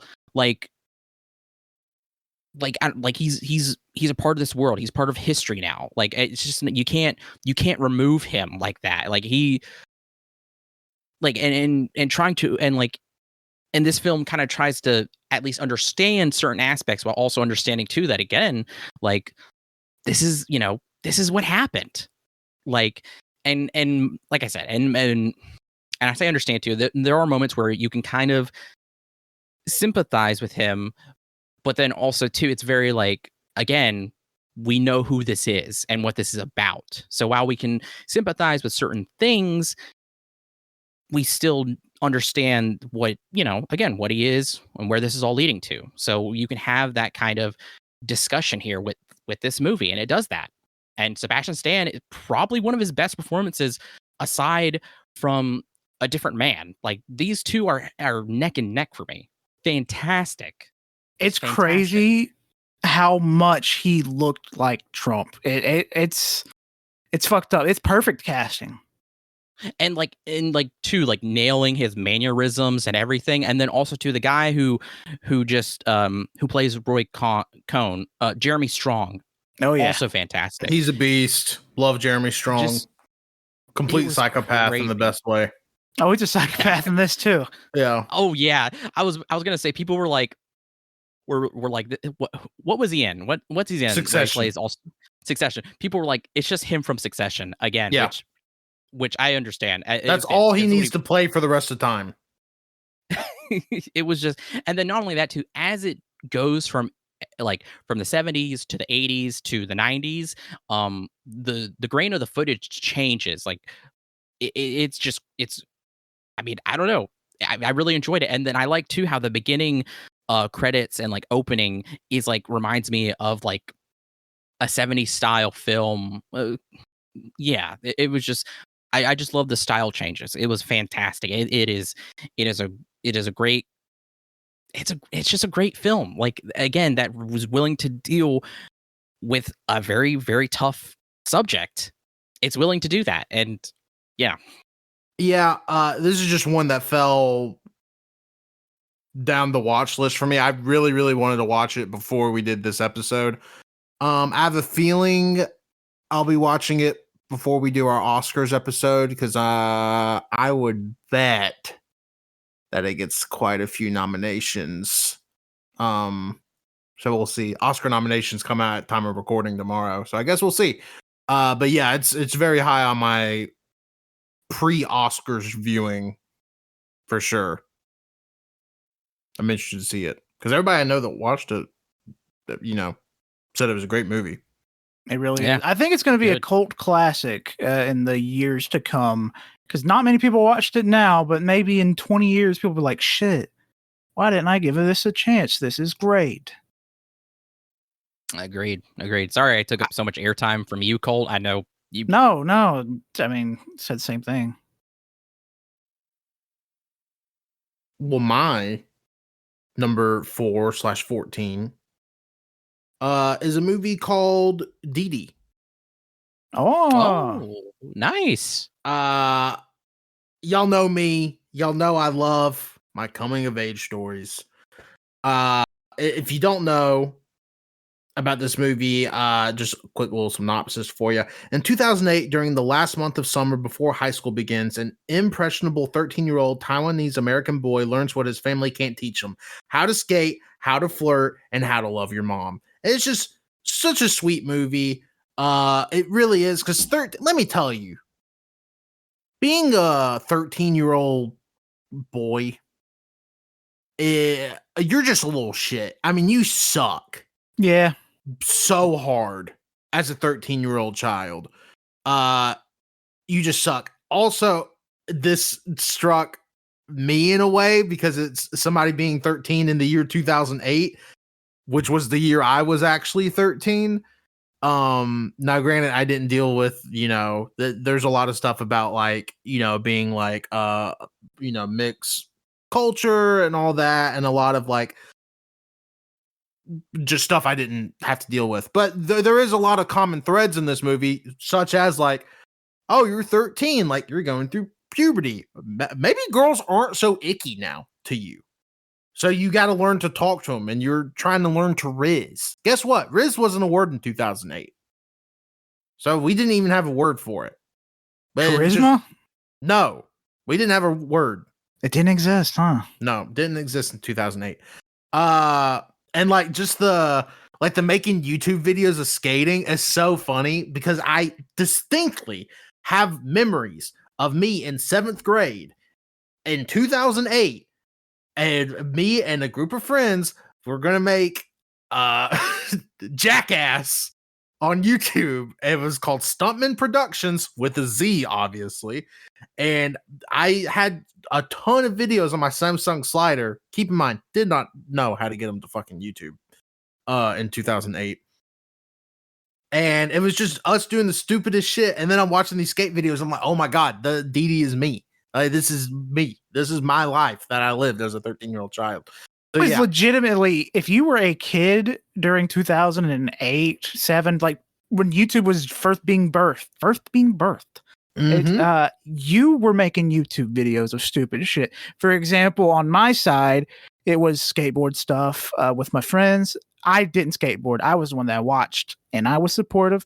And we also, with Cody, my older brother, we'd make fake ghost videos and post those. They were really bad. I've seen those. I love how you said Cody, my older brother. It's on the show for years. Oh, is it not everybody's to be? I know. It's just funny. No, we still do that because it's been so long. Yeah, it's just important to refresh if you haven't listened to this that long. But also, one thing in DD that bothered me is DD is a part of a skateboarding culture, but there was no video games between him or his group of friends at all in this movie, and that was killing me because video games were so fucking massive in the skateboarding culture, and it fucking bothered me so much. Maybe they couldn't afford it, Colt. You think about that? Oh, they could have afforded it. They were fucking upper middle class in that neighborhood. Then again, it was 2008. I don't know. The fucking market crashed, Colt, in 2008. Hey. PlayStation 2 came out way before 2008. You got to have at least it was a PlayStation Game Boy 3.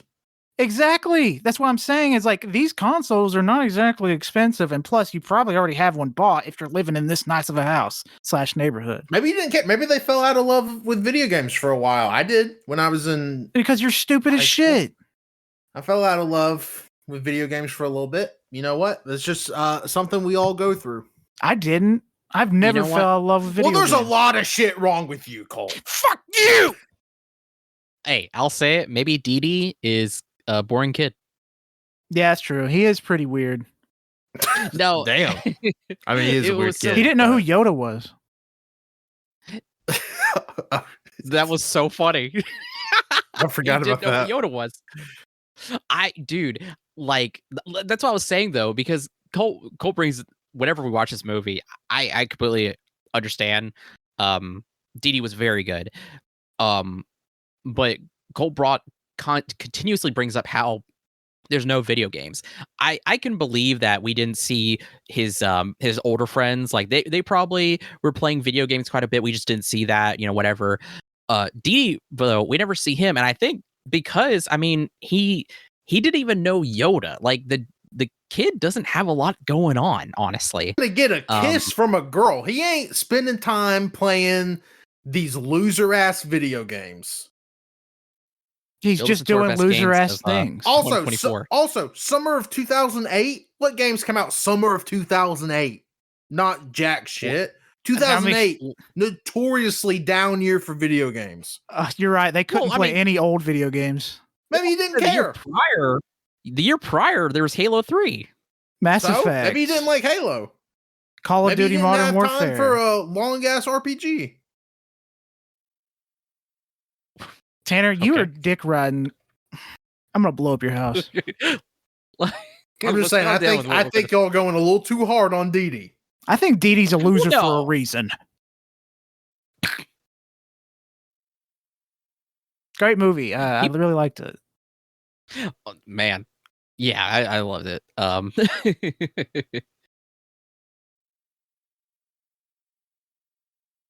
Okay, Cole. Where were we? Oh, okay. I didn't know if we were ready. Yeah.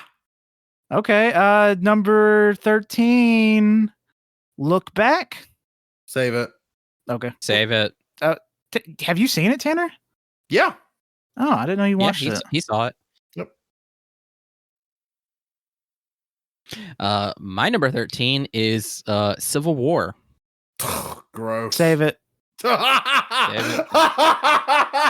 Oh fuck. Just such a visceral reaction. I'm sorry. You shut your whore mouth. Oh, I'm gonna have a visceral reaction to one of yours later. I know I will. Just a visceral reaction. God damn. Talk about a movie that has nothing to say. All right, number 13. No. Number 13. Hundreds of Beavers. Talk about a movie that has nothing to say, no dialogue. Fuck you. hey, but there's a lot of beavers. There's only one woman in it. What are you talking about? Hey, Colt. Hey, Wenzel, pause the pod. I'm driving to Colt's house, high-fiving them for that one. All right.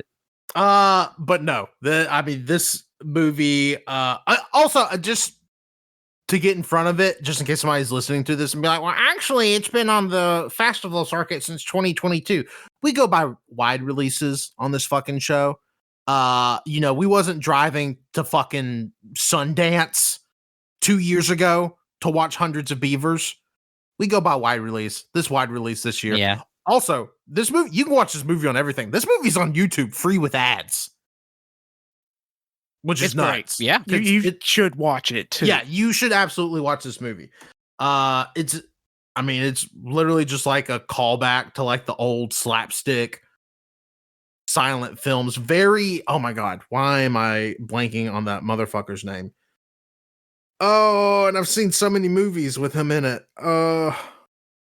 Silent movie guy that did a bunch of practical Charlie Chaplin? stunts. No, there's another one. Charlie Chaplin's like the biggest. Yeah, but there's another one I'm specifically thinking of, and I can't remember. It'll come to me later, probably. But yeah, anyways. It's just, there's nothing to say. I mean, it's a silent movie. It's hilarious. It's about a guy that has to go on essentially a mission to kill beavers. And the jokes per second are pretty crazy. And the thing is, they're really funny. Like, and the movie's really long. Funny. Like it's not like a short runtime or anything. Like it's a long movie. Buster Keaton. Let's see what I was thinking of. Oh yeah. Who is that? Buster Keaton. Is that not the same person as Charlie Chaplin? No. No. This guy is someone else. That's why they have different names. I assume Buster Keaton was a character. No. But anyways, so it's Colt's totally right. The jokes per minute absolutely insane. It's funny the entire time. I have no real notes. I mean, I think the only thing that could have made the movie a little bit better is if maybe there was I don't know.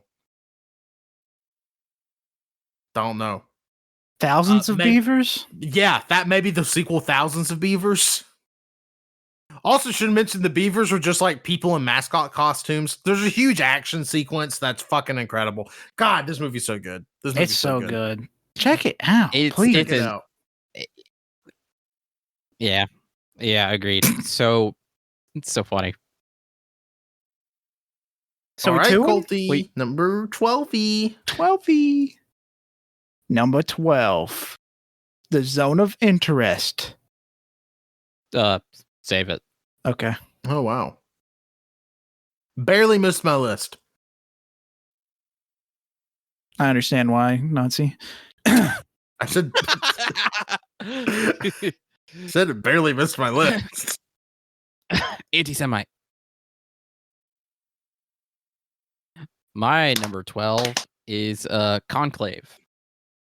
Also barely missed my list. Hold on. Save it. Oh, okay. All right. 2 movies that barely missed my list. Now it's right back to me.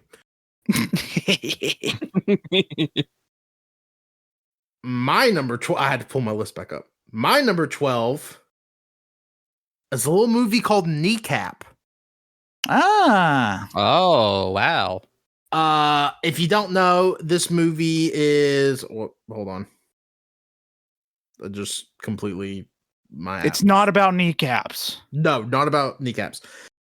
So essentially it's about the founding of this like real Irish hip hop group, but they like actually speak Gaelic in their songs. Yup. And it goes fucking hard. And the 3 people in the movie are the actual 3 members of the band, which is crazy because you could convince me all 3 of them are actors because all 3 I thought they were. Yeah, I thought they were Same. too. They're all phenomenal. The songs actually go pretty fucking hard, even if you don't understand Gaelic. Yeah. Luckily they're subtitled, so you get to know what the songs are.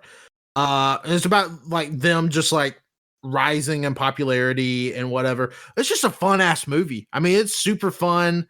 There's some wild ass scenes in it that I was not expecting. Like crazy. But yeah, it's just a ton of fun. Again, like the charisma of like the main three kneecap guys are absolutely incredible. If this music thing didn't work out for them, they could all three be actors because again, all three of them in the movie were just fantastic. I mean, yeah, I really have nothing else to say. I mean, there's such a level of authenticity to it just with them portraying themselves that I don't know, like even like biopics and like true documentaries fail to capture, and here we capture it in this kind of fantastical movie in a sense. But yeah, but really, really fucking good. Highly recommend Kneecap. It's on Netflix. Oh hell yeah! I didn't know it was on there. Yep. Nice. All right, so number the final 11. of the honorable mentions is for me. It is She Is Still Here, the official Genesis P. Orridge documentary. Save it. Fuck. I haven't talked about a single thing. Like Cole hasn't talked about anything. Hey, what can I say? All right, Wenzel. Fuck, I just might have all of Wenzel's, except for Hundreds of Beavers. My number 11 is La Chimera. Nobody? I have not seen it. I don't think. Have I seen that? We watched it together, motherfucker. I can't remember it. Dang, you don't remember one of the 250 movies y'all watched together? You can talk about it. I liked it. Whatever. I liked it. Anyway, it's Josh O'Connor has been in 2 films this past year, both of them incredible challengers in La Chimera. La Chimera is about an English archaeologist who is part of a group who basically they go kind of like going into tombs, taking out artifacts and then selling them, and it's just kind of that. It's there's a lot of references and styles in here to like not only to like modern cinema but then also to like past cinema. Just an incredible performance by, again, Josh O'Connor, Carol Duarte. I'm sorry if I'm saying her name wrong. Just both fantastic, and just really great. Also, too, like kind of like going into a little bit about like preservation of like ancient art, specifically in this case they're looting like Etruscan tombs, and God, it's just this fantastic film with a little bit of like magic in it. I won't say too much. Go watch it. It's on Hulu if you have Hulu. Very, very good. There's also a character in it that's like, oh my god, just let me steal from this tomb. Shut up. That does not happen. I don't know what he's talking about. Carol Duarte's character is anti what he's doing. She freaks out at that one point. Do you not remember? Colt, nobody says, just let me steal from this tomb. That's what I'm saying, you fucker. Oh my gosh, it was hyperbole. It's exaggeration. Whatever. Anyways, my number 11 barely missed the top 10. Was a last second drop out of the top 10. Was The Substance. Save it. Oh. All right. I will save it. And now we are in our official top 10s. Yes. Yep. Yes. Yep. All right. All right, number 10 for me is a film that was a fucking shock to me. And I think Wenzel too. It's Strange Darling. Cool to talk about it? Yeah, go ahead. Okay. Strange Darling is a film that you need to know nothing about it. I don't want to say a single thing about it to you. Just watch it. It is I'm trying to think of what to classify it. I don't know. Drama? Mystery? No. I don't know. Thriller. Help. Thriller. That's the word I was looking for. It's a thriller that you need to know zero things about. Is it Sophie Thatcher in this, or am I making that up? No, that's something else. Just watch it. Agreed. Strange Darling was incredible. It stars oh gosh, what's his name? Kyle Looks like Gallner. a cop. Yeah, Kyle Gallner. He was also in Smile and Smile 2. Yup. And our lead, a female lead, is played by Willa Fitzgerald. She was great. Are you ready for my number 10? Yeah. I'm always ready. My number 10 is I Saw the TV Glow. Ooh. How bright? Pink. Also, again, like barely missed my list, just on the outside edge. So I can talk about it? Yeah. Mm-hmm. Okay. Yeah, this is a film I had been anticipating the whole year. It has a fantastic soundtrack with a lot of artists I love. And this is also from Jane Schoenbrunn, which she had directed We're All Going to the World's Fair, which I didn't like. So I didn't really know what to expect with this, and I loved it. Justice Smith and Jack Haven put on these two incredible performances. I mean, it's a trans story, and it was just incredibly beautiful, but also incredibly just, I mean, sad and horrifying. And just a gorgeous film. Great summer film, if you ask me. Oh yeah, great summer film. It's about the dangers of nostalgia and also messes with like memory. It's very good. I recommend to check it out. I don't know why I say that. Obviously, I recommend to check out any of these. Wenzel, stop fucking saying that. I recommend to check out any of the movies I say. Solo.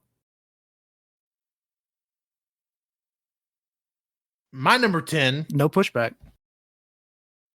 Is a movie, again, Midnight Hour. Watched it last night. And of course, I'm talking about A Different Man. Oh my god, okay. Hell yeah.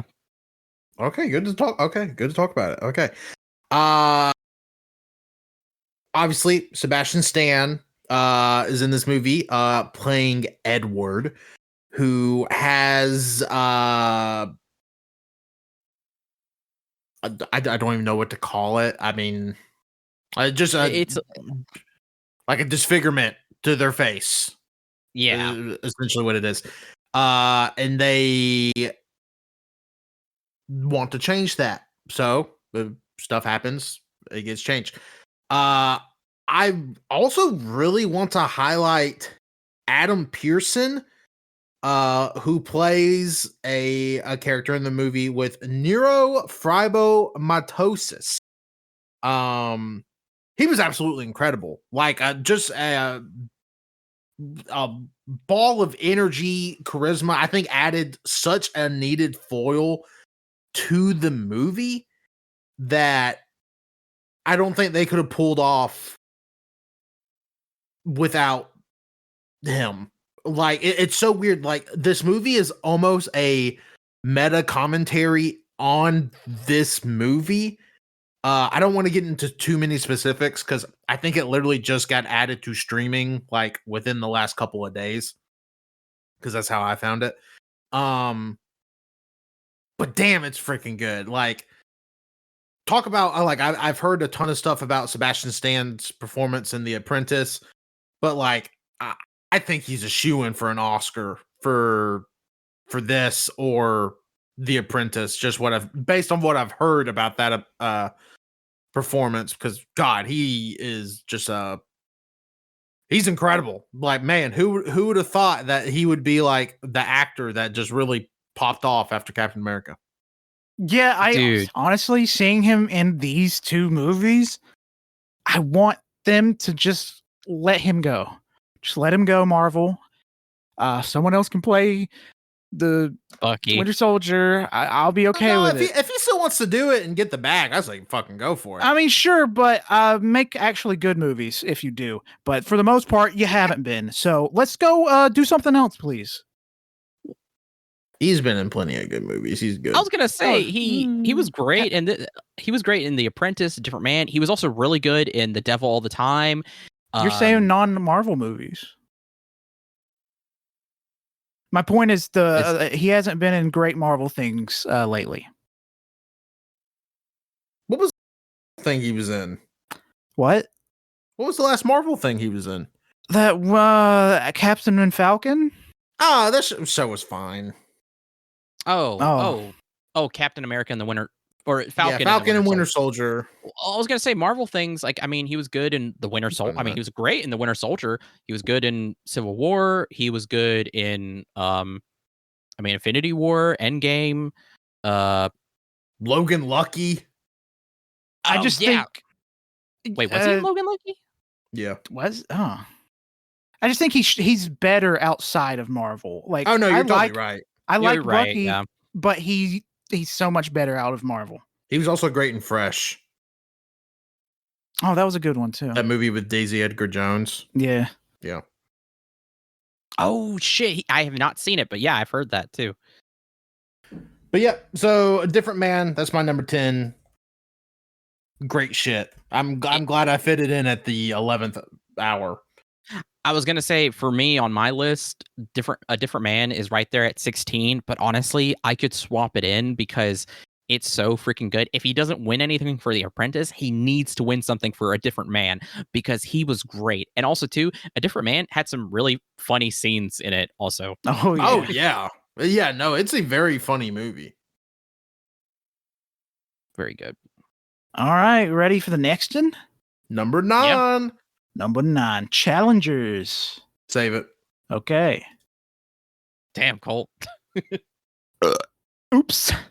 All right. My number 9, Flow. Talk about it. Yay! Flow is a movie we kind of heard about towards the end of the year. We watched it at the beginning of December, and it was kind of thanks to Criterion and to their and to Genesis Films. It's been shown around quite a bit, and is as being like this kind of masterpiece of animation. And I totally agree. It's me and Colt said this. Strong year for silent film. Oh yeah, it's kind of crazy. Not that there's no like sound, but like there's no dialogue. Yeah, no dialogue. Sorry, so no dialogue, and like that's pretty. I don't know. That's especially in the modern like our modern times. That's pretty unusual, and it's this very it's an hour and 20 minutes, and it's a cat, a dog, a capybara, a lemur, and a secretary bird as they kind of go on this kind of an odyssey to find higher ground, to find a place to call like home, because a great flood has completely displaced all of them. Humans are gone. We don't know what happened. There's these giant sea monsters. We really, nothing's given to us, but at the same time, a lot of the emotion, a lot of the environment tells us a lot. And it also gets kind of crazy. There was a point there where me and Colt were like, "What?"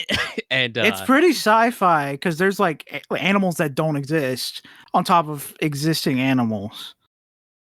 And yeah, I don't want to say. Again, I don't want to say too much for any of these movies. Go watch them yourselves. And this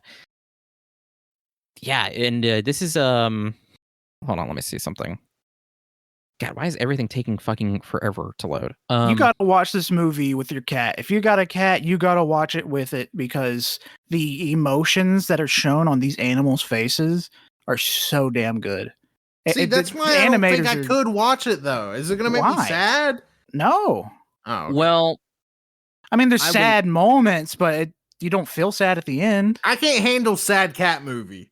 It's not really sad. The ending was very sad. I don't know. I'll say it was. I don't know if I can do it. Same reason I haven't played Never yet. Okay, no, the ending was sad. I don't know what Colt's talking about. The ending was literally that is the emotion at the end of the movie is sadness. I mean, yes, but it's not in the. It's not the worst sadness you can have. I guess it's a downer. Hey, you won't want to kill yourself, but you're gonna be really sad for a few days. The cat's not dead. I'll say that. No, I was gonna say nothing happens to the cat. That's fine, but I'm talking about what an external thing that happens. That's really fucking sad.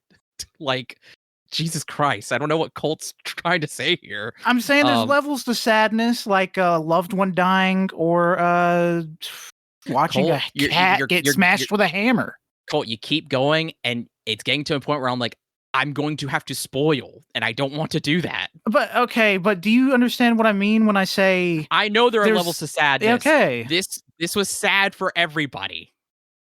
Not for me. It was not a happy. Okay, I guess. Colt, I guess Colt literally doesn't give a shit about. No, I care. Else. It's. I'm like I said, it is sad, but it's not the worst kind of sadness. Sure, fine. So it's watch it, Tanner. Don't be a pussy.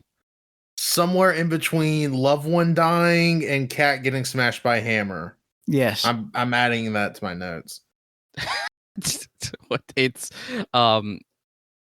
yeah. So also too, this is animation out of well, the director is Gintz Zilba-Lois.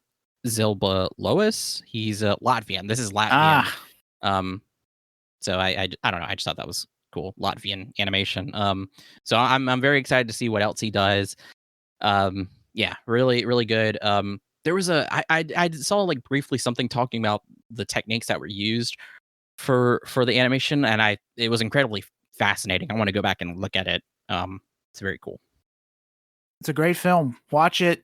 Also, hire this animation studio. Whoever animated it, hire them for more films. Are y'all ready for my number 9? Yeah. My number 9 is Richard Linklater's Hitman, starring Glenn Powell and Adria Arjona.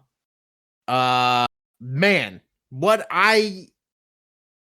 Netflix was promoting the hell out of this movie, and I don't know, man. Sometimes there's a hit. I think this movie would have killed in theaters. I agree. There's so much.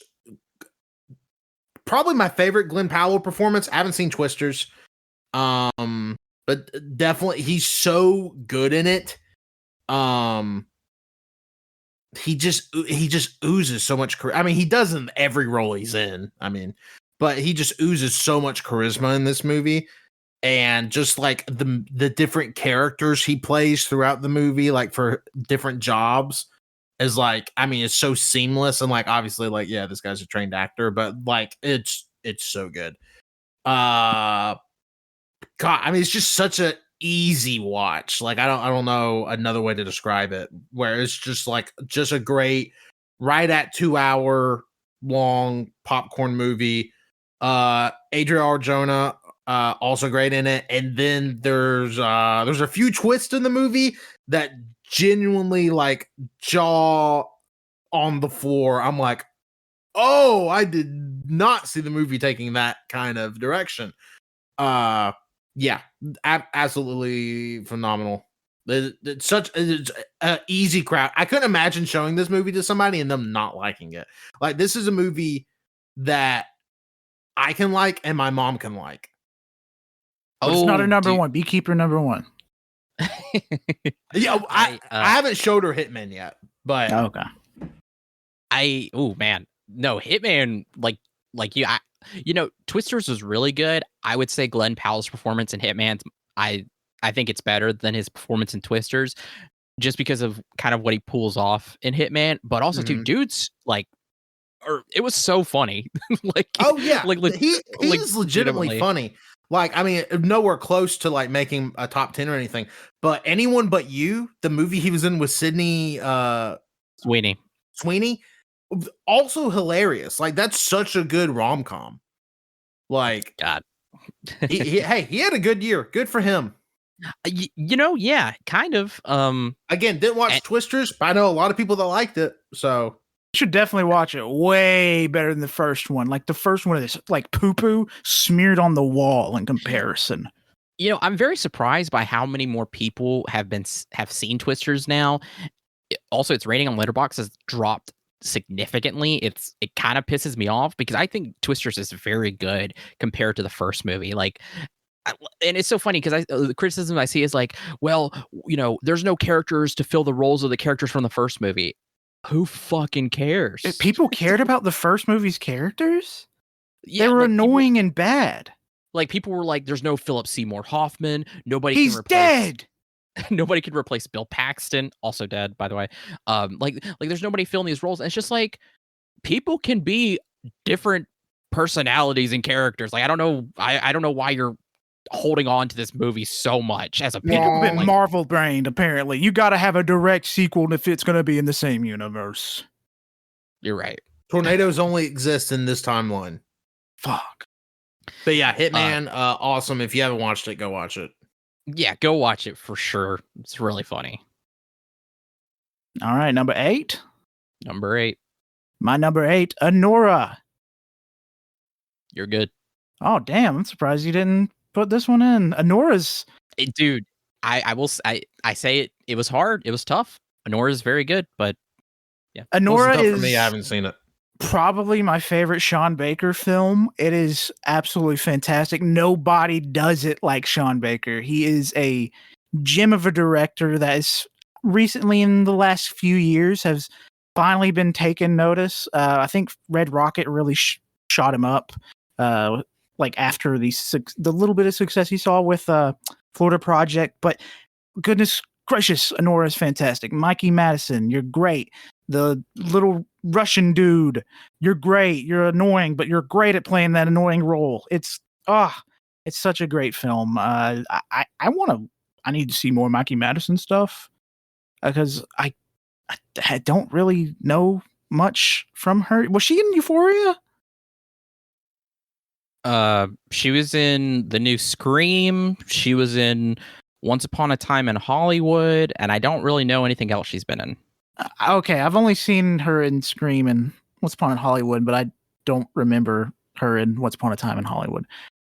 She's a great actress. She really is, and this really proves that she's got the juice, and they need to let her serve some more. Agreed. Even though I don't have Anora in my top 10, I still gave it 5 stars. Anora was fantastic. It's my favorite Sean Baker as well. Recently we watched Prince of Broadway and Take Out, both fantastic films. I like, again, a director I'm starting to love. Also saw Red Rocket, fantastic. God, Red Rocket's so fucking good. So good. I really want to watch Florida Project as well. Florida Project also ruled. Tangerine's even good. I was gonna say, I was like, I think he did Tangerine. I've heard great things about Tangerine. Like, I mean, goddamn, dude's awesome. And like you said, Mikey Madison, like, holy shit, just she should get an award or something. Like, just an all-time performance, really. And just a note about Tangerine, I believe, yeah, it was all just shot on a iPhone. Oh wow, iPhone 5S. That's the good thing about a lot of Sean Baker's films. I feel like the same thing about Take Out and Prince of Broadway. I feel like they're shot on pretty much handheld devices. Well, yeah, such small budgets for so many of these. Well, that's kind of Sean Baker's styles, especially with those two films, is like they're kind of done, documentary home video style. But then you get to Red Rocket and Anora, which are still in the same vein of kind of like of following these specific people and like in a day. Like I didn't think about it. Like Honora, Takeout, both take place in a day. Prince of Broadway takes it over more time, and same thing with Red Rocket. But like following these lives of people and kind of like this very intimate setting, and then that's just his style, and it's very good. Yeah, like even Honora only had a $6 million budget. Oh wow. Damn, that's crazy considering what happens in it. It's great. Yeah, Florida Project, $2 million.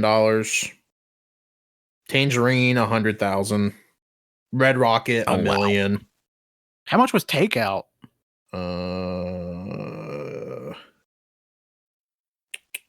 Because I imagine that one can't be that much. I can't.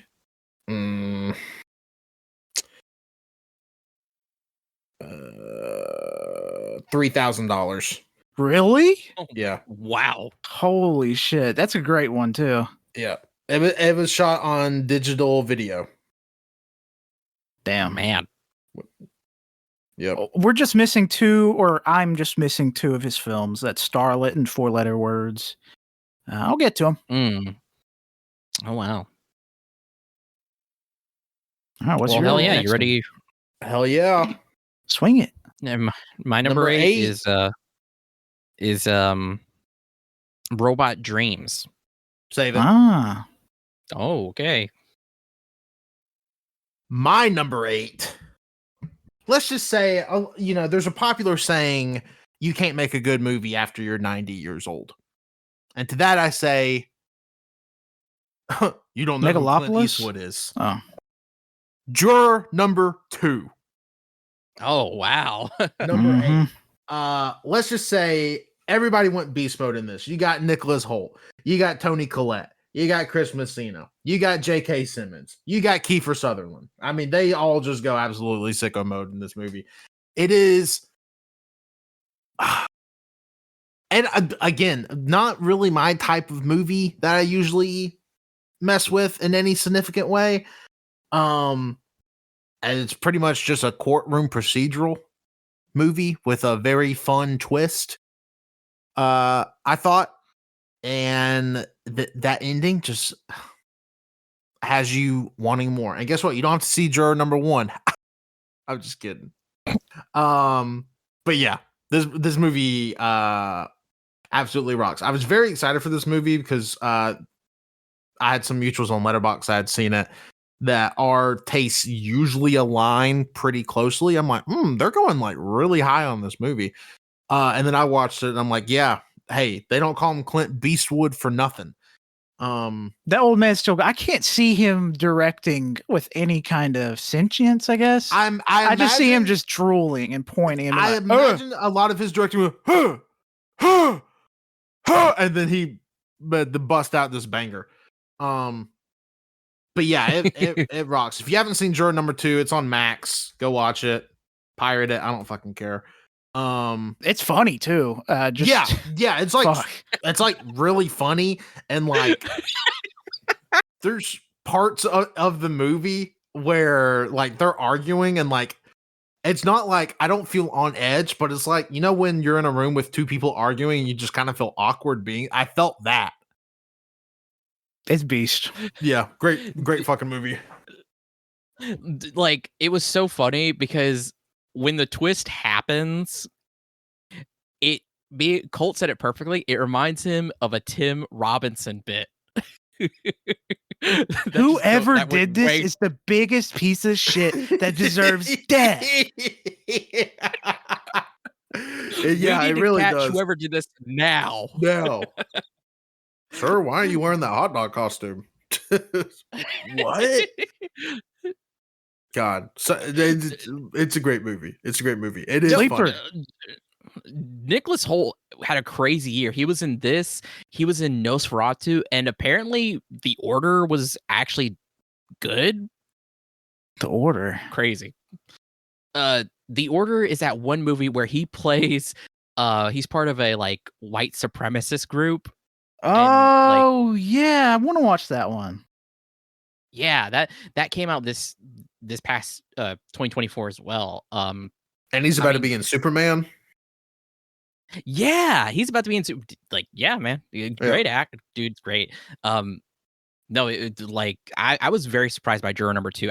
When I heard of like directed by Clint Eastwood and it's like a court procedural, I was like, oh, I don't know. But then we watched it, I was just like, oh, wow, this is very good, and Tony Collette's awesome. Yeah, it really spanks you for sure. It rocks. Agreed. God, yeah, Tony Collette was great in that. Really. All right, Colty, number 7. Number 7, The Substance. Woo! This film is a great, awesome body horror film. Yes. Good Lord, is it gory? Is it nasty? Is it gooey? Ooh, it's stewy. It's crazy. It's so good. Margaret Qualley, fantastic. Demi Moore, fantastic. Good Lord, it's so good. Just the scene when she first injects the goo. Oh, and this ripping out through the spine and the eyeballs and the ooh, Dennis Quaid eating that shrimp.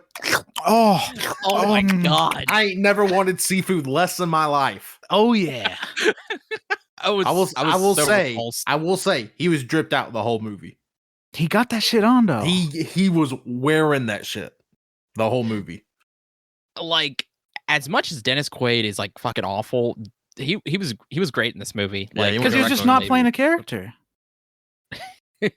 True. Yeah, he came with his own shrimp cocktail. Also too, like the music, specifically the track The Substance itself, is a banger. Like, God, I love every bit where she's like calling the hotline. Fuck, what do they say? Like, remember, you are the same. You are one. You are one. Respect the balance, I think. God, that shit goes hard. It's so good. Also, just for there to be like a 5-minute twerking scene. Oh yeah. Over 2-hour like body horror movie is, I would say it, inspired as shit. That's what we call filmmaking in my neck of the woods. I gave it 5 stars for a reason. Yeah, it's a great movie. I don't know if I've thought about another movie as much. Maybe one other, but I've thought about this movie a lot. Just like I want to go back and watch it again. Just because, like, I don't know, it's just so interesting. Seems like such a lazy word to use for it, but I don't know. It's such an interesting movie. It really is. It's like, it really is. It's got a good message talking about the struggles of being a woman, and also it's just fucking funny. The more she abuses the substance, and just watching her waddle around and all that, and the finale of it all. God damn. Like yeah. Oh God, that finale was crazy. I mean, it's fascinating. Like Colt said about being a woman, but especially like beauty standards in a place like the Hollywood and like those industries there. Like, I mean, and then the psychology with Demi Moore taking on this new persona, but like at the same time, like, they're one being, one body, but like they're two. I say one body. I take that back if you watch the movie. But like they're the same person, but at the same time, like they're separate entities. I don't know. That was incredibly just fascinating. It was great. And then also too, every time Margaret Qualley donned on her like pink like spandex or whatever, like those, I don't know, just like the glitz and glamour of that was just so fun. I really enjoyed it. It's a banger. It rocked. Well, Wenzel, what you got on your plate? My number 7 is something we actually saw very recently that was a huge surprise for me. It's fuck, hold on. Sorry, my letterbox crashed and I'm trying to pull shit up. Wow. This is why you make a doc. Easy peasy. Dang. Flame them. Flame on. Red Rooms. Ah, yes. This is a Directed good one. by Pascal Plan. I really can't say anything. You should go into this as like Strange Darling, as blind as possible. This was such a huge surprise, and like there are like audio cues that are so chilling and so horrifying. Like, and they show nothing. It's crazy. It was so good. It was such a huge surprise. It's this psychological kind of thriller, almost game like, of this woman who is fascinated with this case of a serial killer, and that's all I can really say. That's all I can really say. Go watch it for yourself. It was such a huge fucking surprise. Yeah. I agree with Wenzel. If anything, I would warn you about the contents a little bit, I guess, because it does deal with child that's death. Well, that's the thing, is you don't see any of it. Like, I will go ahead and tell you, you don't see anything. Like, obviously, content warning for stuff mentioned, which is child death, which is just absolutely brutal torture, rape, even. I'll say that. But None of it's shown. None of it's shown. But that in itself is pretty terrifying. So it forces the viewer to imagine what the character is seeing in the moment, and it's crazy. It's crazy. And then not only that, we get this really good just kind of opening statements from the courtroom. Very, very good. I like, man, like, also too, like, of like, no, watch it for yourself. Watch it for yourself. Yeah. I don't want to give you any more. Just watch it. All right, Tanner, what you got in your pocket? All right, my number 7, something already mentioned. Look Back. Save it. Oh, wow. Okay. All right, number 6. Oh, number 6. All right, Tanner, I'm going to need you to shut your mouth. 6, Civil War. Yippee-ki-yay! Woo! Yippee, yippee, Woo-hoo! yippee. Yo, bang, bang, bang, bang, boom, boom. This was a movie that I've been excited for ever since they started showing the trailers for it. I am a huge, is it Danny Boyle? Who's the director? Alex Garland. Alex Garland. Danny Boyle's the 28 Days Later. Alex Garland's someone else. Alex Garland is he's a director, I'll tell you that. He does some work here that is really stressful. It's very realistic. It is had me on my tippy toes the entire time. The gunfights is just oh my God. I'm thinking about the ending scene with the raid on the White House. I loved this film. It also mirrors some of the modern day political philosophies that I know or hopefully will never get to this point. But hey, it's a little stressful. I know that was very scatterbrained, but like when it comes to this movie, I just really, really enjoyed it. I enjoy the action, the tension, the acting. It's great. Mary Jane does fantastic in this movie. I'm blanking on her name. Kirsten Dunst. Yeah, I agree. Kirsten Dunst, Wagner Moura, Kaylee Spaney, Stephen McKinley Henderson. Our little quartet here was incredible. Like depicting the point of view of like a photojournalist in wartime, while also with like how real the gunfights felt. Like it shows combat in a setting that we've never seen before, really, in real life or even in many movies. Only one I'm thinking of is that one old movie where the commies are invading America. Red Dawn. Yeah. there's not many movies that show like a modern day realistic war on American soil. Yeah, and it was very anxiety inducing, very tense, especially showing like just the divides that Americans will take. It's crazy and like I don't know, real. Like it or felt real, even though simulated. Like it was just crazy. It was very well done. Um, just Jesse very crazy. Plemons, horrifying. Jesse Plemons, terrifying. If anything awful. like this happens in this country, Jesse Plemons needs to be locked up in a prison because he is a demon in this film.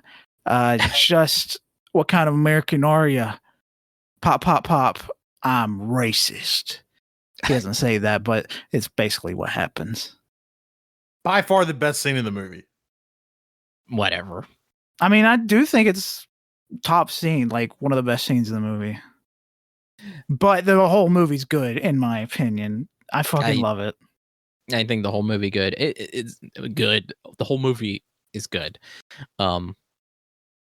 Yeah, and again, it's just like kind of in the same vein as The Apprentice, and like not in the sense that like, oh yeah, America's gonna have a civil war very soon, but like it's willing to explore something that like I don't know, people just don't want to or like are too scared of, and you know what? I'm glad y'all liked it. What you got, Wenzel? My number 6 is Chicken for Linda. I love chicken. Yeah. It's an animated film in this gorgeous, very almost impressionistic style, very colorful, and it's just a kind of a wholesome, fun film of the relationship between a mother and daughter who have also lost her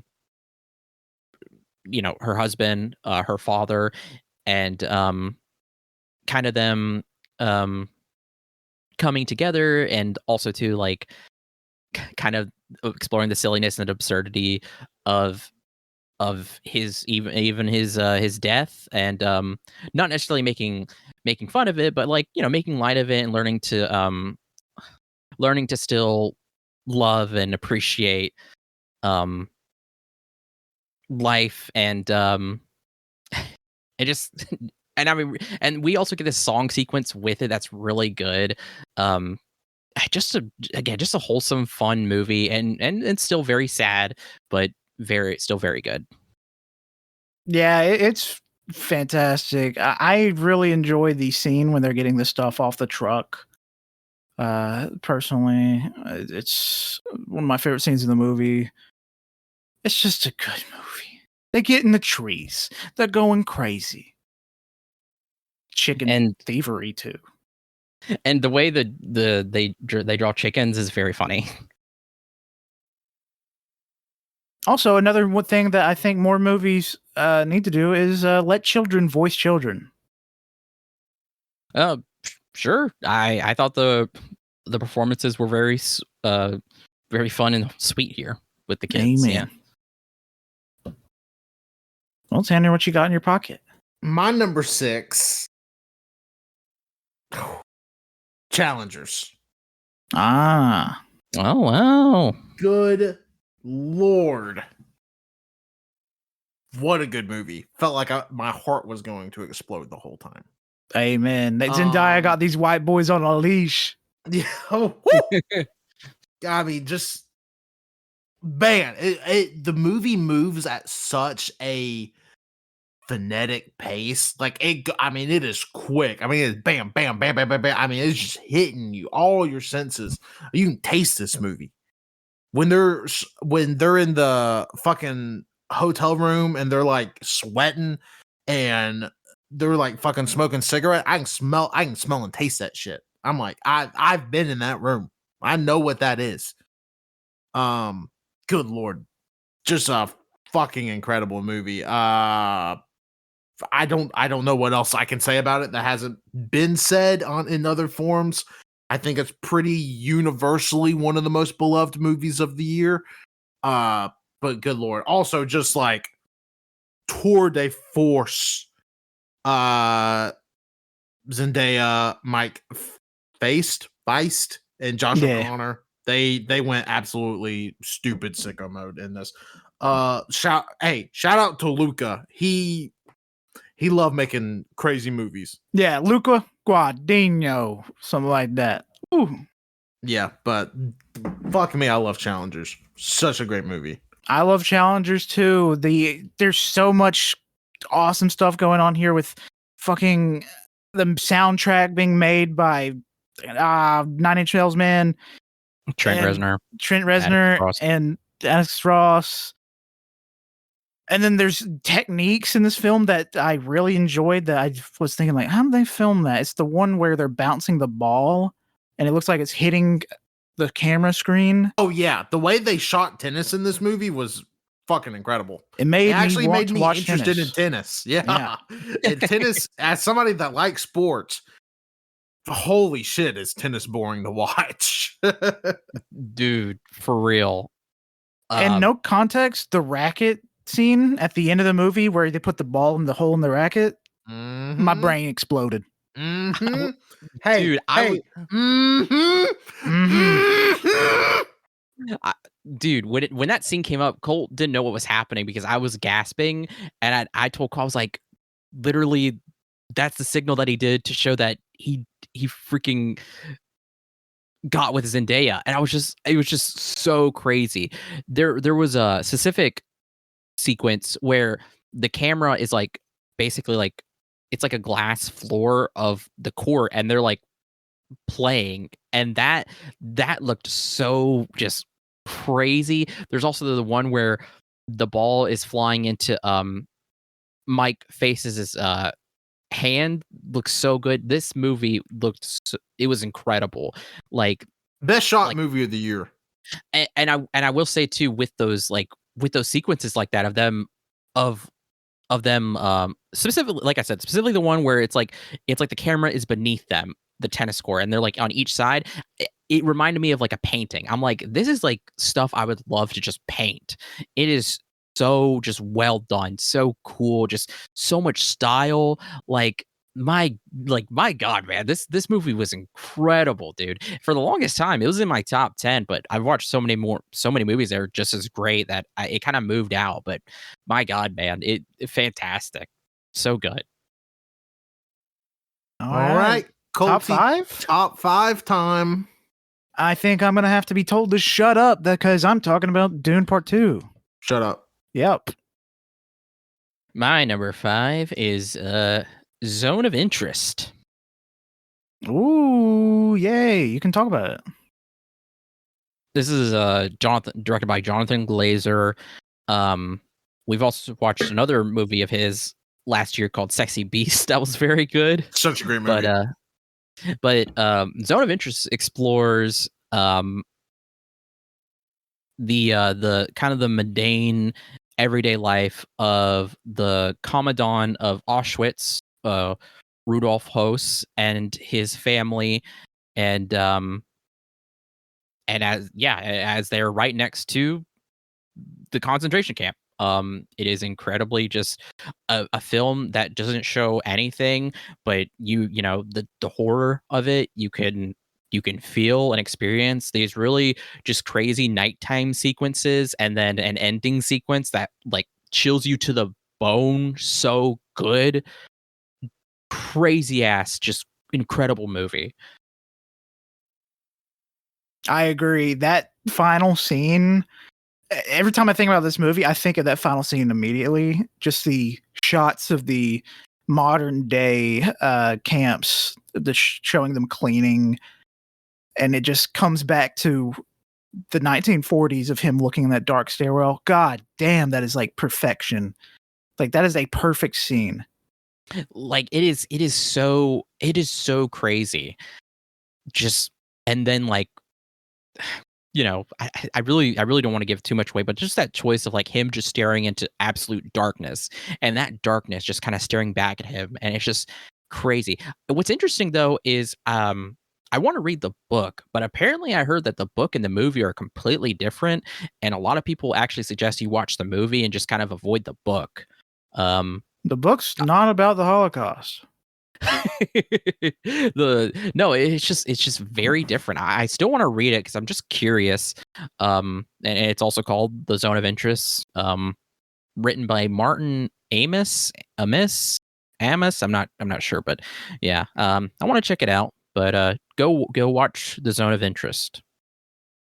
My number 5. Colt, I think you know what it is. Toby, Hana, na na na na na na na na na Rap World. Oh yeah. Holy shit. What a great movie. Talk about, I mean, I know I say this a lot, and everybody, it's a joke. Oh, haha, Tanner, you're so funny, haha. There has never been a movie about dudes rocking harder than Rap World. It is so it's so good. This is incredible. This movie makes you want to go get some McDonald's, plug up the Wii, watch some Go in the Scrubs, woods. Go in the woods with a gun. I mean, You're totally Connor O'Malley's character, Tanner, by the way. See, I felt so that I was. But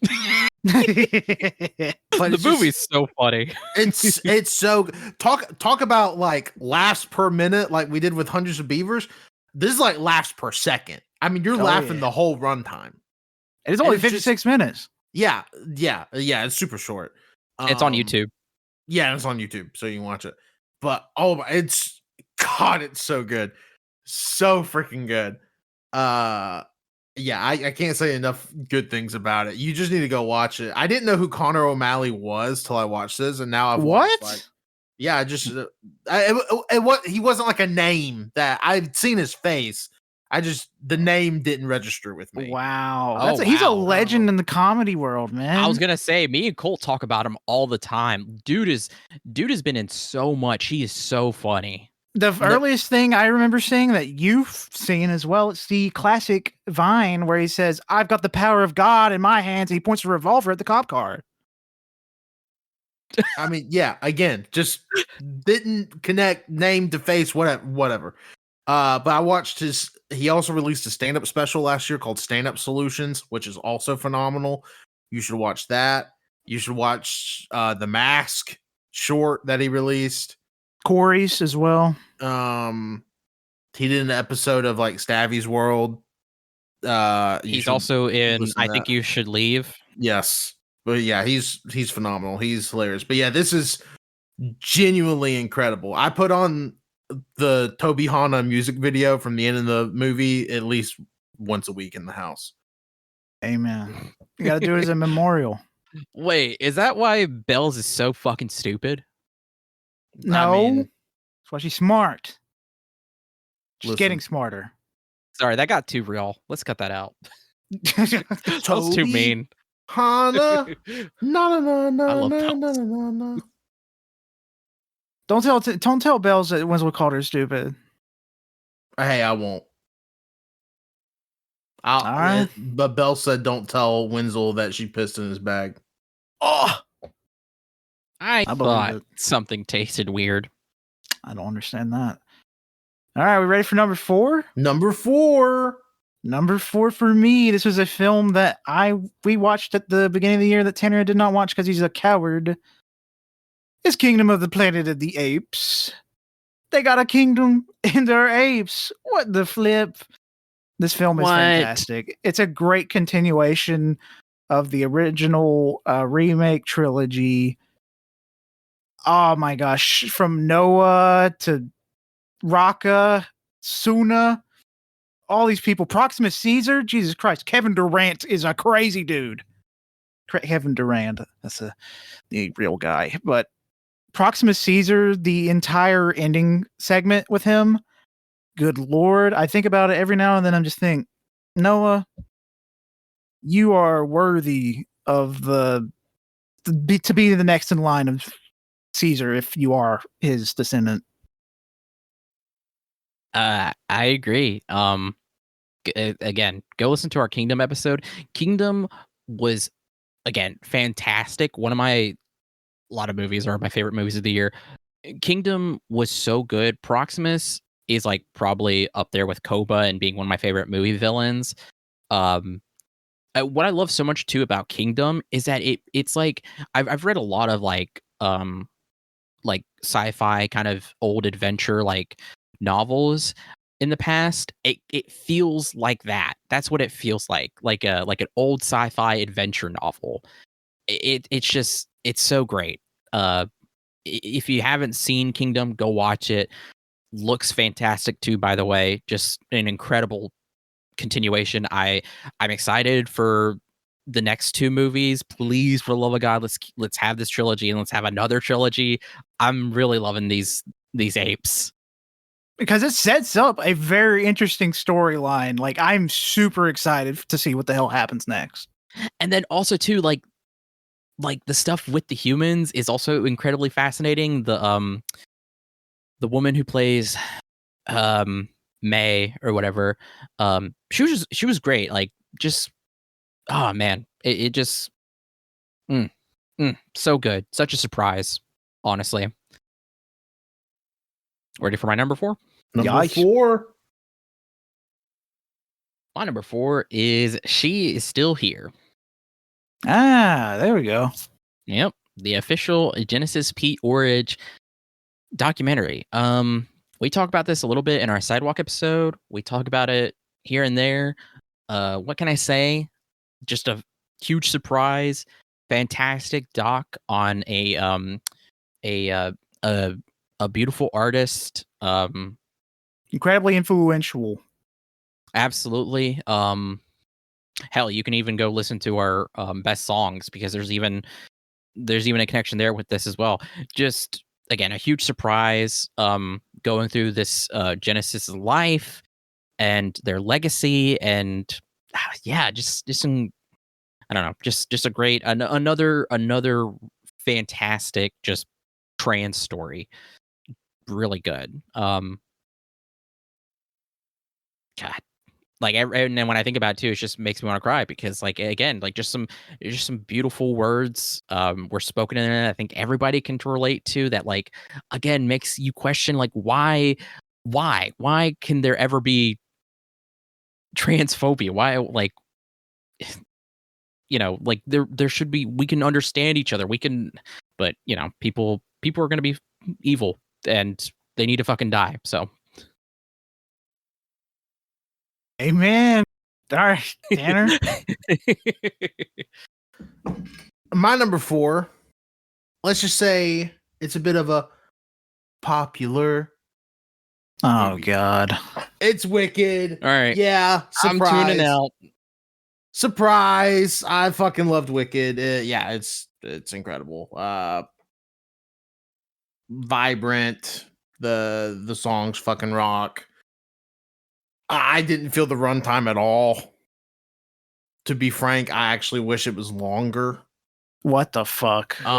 Which I know is an insane thing to say for something that's based off a musical of the same length, and we only got half of it here. But it's incredible. I absolutely loved it. I'm not going to drone on about it. I know these two didn't like it. I think they only gave it like a 9.5 out of 10. No, I think I gave it 3.5. But yeah, I loved it. Soundtrack's goated. I've been singing Popular for 2 weeks now. But great shit. Loved it.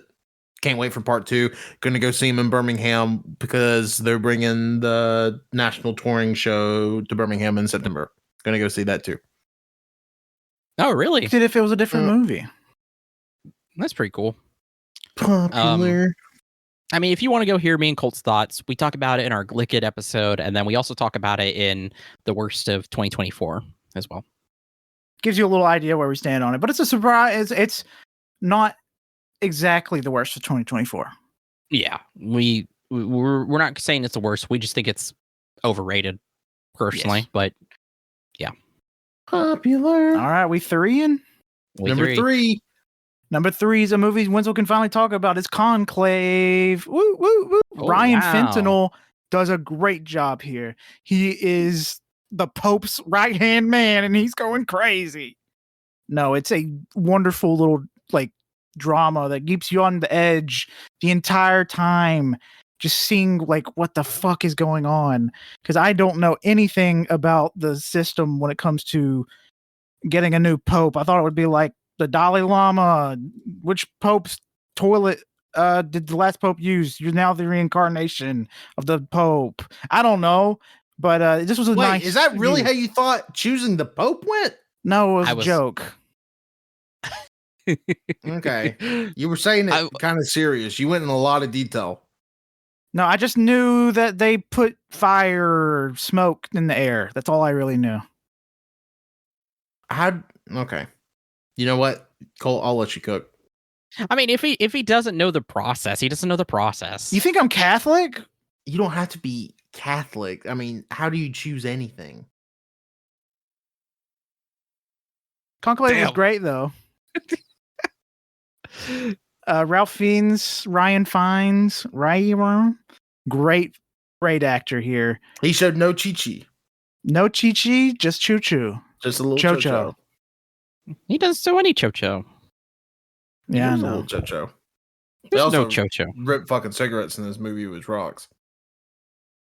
Also, the ending was a fucking smack in the face. Like, dude, came you out are of nowhere. Fucking kidding. Came out of nowhere. Not in a bad way, just a complete surprise. Oh yeah. It was like getting shot with a shotgun in the chest, but in a good way. Oh yeah. Yeah. Like a healing shotgun. Yeah, exactly. like a shotgun that made your dick bigger or something. When it shot you in the chest. Yeah. Hell yeah. Stanley Tucci, John Lithgow. All I can think of when I see him is the scenes from him and Dexter where he says like super out of pocket shit. I can only think of him as the dad in How I Met Your Mother. Oh, he's like a deadbeat dad. Well, he's a serial killer in Dexter. Yeah, I know. I've seen the TikTok edits. He's fucking racist. Oh, yeah. Yeah, he is, brother. But yeah, Conclave is a fantastic movie directed by Edward Berger, the same guy that did All Quiet on the Western Front. Also, another fantastic film. Oh, really? I didn't realize. Same director. I still haven't watched that remake, but I've heard, again, nothing but great things about it. It's great. Me too. I need to watch it. Yeah, Conclave rules. I liked it way more than I thought. Like I said, it barely missed my list. Yeah, Conclave. I remember when I heard about it, it was like, oh, this is a thriller drama that takes place in the Vatican. Like, okay, I wasn't particularly interested at first, but then around the time it was coming out, people were saying great things. I was like, okay, maybe I have to see it. We watched it. My jaw was on the fucking floor. I was like, this is incredible. I was so surprised. It also made me realize I actually do like, if it's kind of a political thriller, kind of investigative of the Vatican, or just kind of like Vatican stuff like that, I actually do kind of like it. This movie made me realize that, which is also why I'm liking Indiana Jones. Dun, dun, dun. Also, I'll just watch anything with Ralph Fiennes in it, if I'm being completely honest. Oh yeah, he is a seller. He's one of my favorite actors. Yeah, agreed. What you got on your 3, Wenzel? My number 3 is Mars Express. Shut up. Dang, got your ass. Wow, Wenzel been fucking pimping this movie all year, and Colt's gonna go higher than him on it. Wow, what a betrayal. Okay. It's more a betrayal to himself. My number 3 is Dune Part 2. Dune who? Part 2. Yeah, this is like the perfect sci-fi movie. I mean, just God, it fucking rocks. God, it's so crazy too, because it's been so long since I've watched it, and it was a mainstay on my list all year. I mean, it was number 1 until like November. Like, just I didn't think anything was dethroning Dune Part 2, but whew, man, what a exhilarating ride. It felt like I was riding on the worm. It felt like I was Muad'Dib. I mean, you had the worm in your hand the entire time. I did. I was holding the worm the whole time. It fledges out everything from part 1 in like the best way. Like, it's so crazy too, like, because I watched part 1 again like right before seeing part 2, and part 1's a great movie in its own right, but man, it just really does not hold a candle to part 2. I can't even hear an argument that part 1 is better than part 2. I agree. You're an insane person if you think that's I agree. That's an insane take. But man, what a fucking movie. I love Dune. I can't wait for Dune Messiah. No idea when they're going to be able to do it. Don't know how they're going to do it either. I mean, literally the biggest, probably the 2 biggest actors in Hollywood, in Zendaya and Timothée Chalamet. So good luck getting them on the same production schedule at the same time again, ever. Also, fucking Tom Holland's talking like, I'm going to stop acting when I get my babies. And he's already planning on getting her pregnant. Well, I haven't talked to Tom myself. I don't know their plans. Well, he talks to me all the brought time. that up either. I bring it up because I hope that she doesn't stop acting either, because I think she's a fantastic actress. I don't think so. I think, I mean, I don't know. I don't know. Everybody's fuck. Let Tom be the stay-at-home dad. I'll be fine with that. You know, I'm so fine with that. I'm not huge on his acting, anyways. I like him. Just Zendaya better. Dude, don't get me wrong. He's a good Peter Parker. I love Spider-Man. I loved him in Devil All the Time, but God, this is gonna sound terrible. If I were to pick one, I'd pick Zendaya. I'm sorry. I don't think it's a bad thing. Even a remotely hot take. Yeah. I actually think that is. I would assume 9 out of 10 people would also choose that. But yeah, no, Dune Part 2. I mean, I completely understand. It was a fantastic film. I myself am excited for Messiah as well. Also, too, you say Zendaya, Timothée Chalamet, quite possibly Anya Taylor-Joy. Yeah, like not quite possibly. I mean, she has to be Anya Taylor-Joy. No, he's talking about being like the biggest stars in Hollywood at the moment. Oh yeah. She's up there too. Well, no, I'm saying like her being in Messiah, like 3 of the biggest, 3 of the biggest stars. Yeah, like they're I mean, if they want to be faithful to Messiah, they gotta have her in fucking Messiah. Yeah, I mean Florence Pugh too. I mean, oh, Florence Pugh, my God, yes, yeah. Florence Pugh. I completely forgot. Yeah, no, just a great sci-fi flick. Again, it carries the same level that the novel carried, with that kind of sci-fi epic adventure. Just crazy. Just get ready for some of the most batshit stuff that you can see in the Dune universe, starting with Messiah. Yeah, I think I'm actually going to try to read Messiah now that I know the full story of Dune. Messiah. Well, I wouldn't say it's super short, but it's shorter than the first novel. Well, it's the smallest Dune book. I didn't think Dune was a long book. I just thought it was. Oh, what? Dune's a long book. Dune is 600 pages. It's not that. I mean, yeah, it's not that. I mean, it's a long book, but it's not like I've read way longer books than Dune. I just thought it was a very dense. It was like every page was 4 pages. You probably read longer books that have the fucking most shallow dialogue. I was gonna say Harry Potter doesn't count.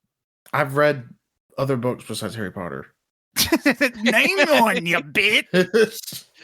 Name one right now. Green Eggs and Ham. Yeah, Cat in the Hat. But no, the Dune Messiah, I would say, is like half the length of Dune. So yeah, it's shorter. Shortest. I hope it's got to be one movie, please, just one movie. Dune is also only 412 pages.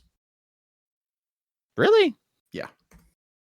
Depends on which version, I guess. Which version? The paperback version that I'm holding in my hand. I swear the one I have on my shelf is way longer. I was gonna say the one I have on my shelf is a thick fucking like door stopper. Oh no, maybe y'all got the baby versions. You probably have a bigger book then. No, I was gonna say, so there's edition that me and Colt have, which has the encyclopedia in it, and then there is the version that doesn't have that is not compressed, but I don't want to say large print either, but it's kind of like that. It's like the body is like longer, whereas ours is wider. Yeah. Dune Part 2, good movie. Yep, Dune. good movie. Dune. All right, number 2. Hee hee, boo boo, haha. Sorry, I'm fighting a burp. Oh God. Oh, we're good. I tried to get it up, but it didn't want to come.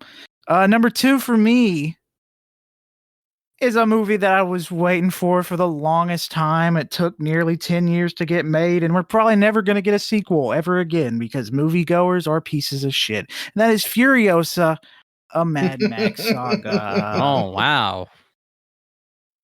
I love Furiosa. I love this film. It is my second favorite. I still like Fury Road more, but this film, oh my God, it was so good. Anya Taylor-Joy is a great Furiosa. Like, I'm so sad that it did not perform as well as it should have, because it would have been so nice to get more movies in the Mad Max world. It's one of my favorite worlds.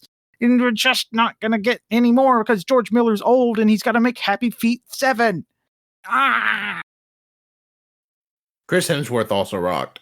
Chris Hemsworth was an incredible villain. Oh, yes. He was really good. Him being Australian helped out with his role a lot because he didn't have to change much about himself. Besides that fucking honker they gave him. Yeah, they gave him a big nose. I just love this film. That's a damn shame. We also have an episode talking about Furiosa, so go check that out. No, Furiosa is incredible. The car action was insane. Loved it. George Miller, please come back. Give me more. He didn't go anywhere. Please come back. Yeah, please. Now, what you got? My number 2 is a movie you can finally talk about. It's Sing Sing. Ah. Yep. Don't care. That's it. We Sing Sing. So Sing Sing did come to a local theater, and then we missed it, and then we I know for me, I really wanted to watch it before this episode, and it actually got a re-release in theaters for January, and that's also why it never went to Max streaming, because they're waiting for a re-release. Because a lot of the A24, they have a deal with Max to put their stuff on there. But yeah, Sing Sing was incredible. It actually is based on real events, and a real group, a theater troupe in prison that works in the prison system. Coleman Domingo is fantastic as Divine G. Also is crazy too that the character that he plays is a real person. He's in the film. Crazy. And what's cool too is that so many of the people that are in this movie, that every time it credits them, it just says literally they're just playing themselves. They're not playing characters per se. They're named, and then that's it. Like that's them. That's who they're playing as. Just brutal too, with like, you know, obviously showing obviously showing imprisonment, and then but just a beautiful film about art and how I'm going to use this here because it's in the Letterboxd synopsis, but transformative it is, and how it helps bring people together, and it helps for people to express, especially in a system like the U.S. prison system. So it's it puts some humanity on them, on a group of people that usually doesn't aren't really seen as humans. They're usually seen as slaves due to them being basically modern day slaves with all the prison systems. And also, it's just nice to see people that just be human regardless of their past. Yeah, like it doesn't like you said, it humanizes them in a system that tries to dehumanize them. And yeah, I don't know what more I can say. It's a gorgeous, beautiful film that I think everybody should see. And again, I had no idea it was based on a true story. It was just that, and so much authenticity to it. It's crazy. It's so good. Coleman Domingo, round of applause. I hope he wins every possible award he can because he deserves it. Oh, I also found out too that the play that they make in the movie is going to actually be, they're actually going to perform it, and I think Coleman Domingo is going to be in it. Ah, heck yeah! It's gonna I can't remember where, but they're actually gonna put on performance for it. It's pretty cool. And then not only that, they show, I believe, to be real life footage from the actual times that they performed this play. It's really cool. You got to watch it. You really do. If you're human, you'll love it. You'll cry. You'll laugh. You'll have fun.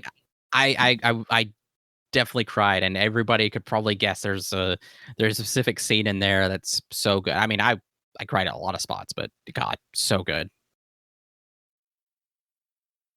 Yeah, it's super high up on my list. Everybody I know that have seen it has said nothing but good things about it. So I'll get to it eventually. I mean, hopefully they'll put it on Max. Yeah, I would imagine if it gets Oscar nom, it'll probably be on Max sooner rather than later before the Oscars. Y'all ready for my number 2? Yep. Do it. My number 2 is a movie y'all correctly called that I would love, and it is Thelma. Yeah. Oh, yep. Yeah, I loved it. Just a movie about a badass little old lady getting revenge for getting screwed out of some money. And it is more old ladies should have guns. I agree. I think we should deputize every old woman on the planet. I thought it was so funny when my grandmother, rest in peace, just one day busted out her pistol and was like, "Look what I got." I said, "You're 78 years old. You don't need that." But did you do a desk pop? It was funny. Did you what? Do a desk pop? Yeah. Oh hell yeah! Nice. But yeah, it's just funny. So I definitely not a big gun guy. Just give them all to the old women. And yes. I do tell Bells, my dog, that she's deputized and she's allowed to have a weapon as well. But yeah, just such a great movie. Like, I don't want to get too mushy or too in my feelings about it. I lost my grandma last year. It was tough. I love my grandma.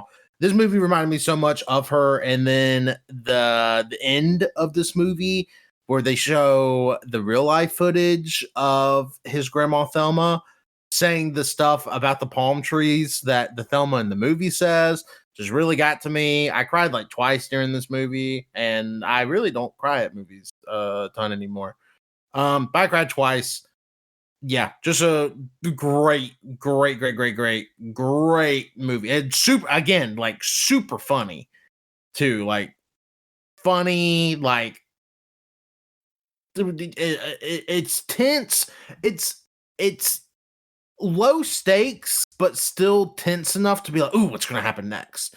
Really kept me on the edge of my seat. And yeah, I loved it. Highly recommend Thelma. I don't think enough people saw it. I will say I was confused and how the scooter got in the middle of the road, and also why was that person going 80? But it was still very funny. Yeah, you know what? Comedic effect. I was gonna say also, shit happens. Also, another Parker Posey film. She's the mom in it, and also the main villain, I guess you could say, is the main guy from Clockwork Orange, which was a big shock to me. Oh, wow. Yeah. It was, yeah, it was pretty crazy. We were like, whoa, get out of here. Yeah, I know what you did in the 70s. It was bad. I was going to say, Thelma, light his ass up. Get his ass. She should have shot the kid too. Not her I grandson. agree. All right, Yeah, Colty. okay. My number one. You already know what it is. Yep. It's Mars Express. This is a sci-fi film that we watched at the very beginning of the year-ish. It was the beginning of the year, not the very. But this film, good lord, it is everything I love about sci-fi, and it's animated. It starts off crazy, just the whole entire beginning scene. At the end with the dude in the bathroom and the tub and the at the end of that scene, when it was over, I knew we were in for something special. And good lord, it was special. It has so many sci-fi things that I've always thought about, and it just put them in this film for me to enjoy. They said, "Hey Cole, I made something for you," and they smacked my balls a little, not too hard to where it hurts, but just enough to make me go, "Ooh!" It's so good. God, agreed. That the whole film is just brutal, but like it is stylish. It is like just gorgeously animated. It is smooth and it's tense and it's creepy and oh my gosh, like so many different concepts thrown here and there, just like so much cool sci-fi shit. Just so fun. I would love like a video game or a comic book or something, just exploring more of this universe because it is crazy packed with stuff. It is everything I would want from a sci-fi film and from an animated film, and I want even more. Like, oh gosh, it's so good. So good. I can't recommend this enough. I even got it physical, but I would love like if there was another like collector's edition or just something, I would probably buy it again because it's just so cool. So cool. I agree. They just please watch this film, please, so we can get this. This is another studio that needs to animate more things because they are fantastic. I just want I would everyone love- involved with this to get more work. Yeah, I would love either just more stuff from them or maybe more stuff in the Mars Express universe because I mean, it takes place in the far future. So like there's a bunch of stuff they can mess around with. Like, man, I don't know. It's like it's so cool. It's like Blade Runner. It's like, if anybody's ever read Saga, it's like Mass Effect. It's just so much stuff crammed into it. It's so cool. There's one thing that I just can't get out of my head. Every time I think of this movie, I think of the car crash scene where as soon as they Same. crash, the foam just immediately fills the car. And there's only one way to get through it, and like a little cleaning robot has to get you out. I just think about that scene, and it's so cool how the road, since all the cars on the highway are automated, they're not driven by people. Like the road gets barred off from every other car, and they just automatically go around with zero issue. It's so cool and just awesome. It's such an interesting concept with like car crashes and how to stabilize and how to save lives, but then also too of like the weaponry that they introduce is batshit crazy and all the little gadgets that you see, so crazy, so imaginative. It really is. I fucking love this shit. Hell yeah, dude. You ready for my number one? Yay. You could probably make a guess because it's been saved for so long. Wicked. Yes, sir. Wicked Popular. Part 1. Man, like I'll say it. They show Elphaba's purple pussy hair. Yeah. I don't know if you know that, Tanner. I think it's in the novel, whatever. I think like it was said somewhere that like she has her pubes are like purple. I don't know. Maybe I'm making that up. But Yeah, that sounds like something you're making up. I don't know. Google it. I heard there's a tiger sex scene. I don't know. Google Elphaba pubes. You're gonna see words because it's a book. No, my number one is Look Back. I'm Like, looking. What am I looking for? I'm right behind you with a gun. Oh, I don't see you. Anyway, I'm invisible. Look Back is we've had an episode where we talk about it in great detail. I don't know what more I can say. It's a gorgeous love letter to art, to creators, to people who draw, to the kids who draw. Just incredible handmade animated film. And in this, that is also like a statement in this day and age of the obviously the advancement of generative AI and AI art. It's just fantastic. It's 58 minutes long, so it's a pretty quick watch, but it's also a hard watch because It's heavy. it's heavy, man. But goddamn, is it good? I also went ahead and read the one shot itself, just as great. Both are great and separate from each other. Just I recommend both of them. Yeah, go watch Look Back. It is one of the best animated films of 2024, and probably one of the best animated films of all time. Flip yes, brother. My number one, if you've been keeping notes at home, you can probably guess what it is Robot Dreams. Oh yeah. Yeah, absolutely adored this movie. I said earlier that I don't really cry a lot at movies anymore. I cried 3 separate times during this movie, including crying so bad 2 of the times I had to pause the movie. And then the third time I cried through the credits. Just such a devastatingly beautiful like love story that is oh man. I mean, it's just the premise itself is like you're like, okay, what kind of movie is this? It's a robot and a dog, and you're like, they're not talking. Because I did not know that going into this movie. Because one of the only things I'd heard about this movie is that it was French.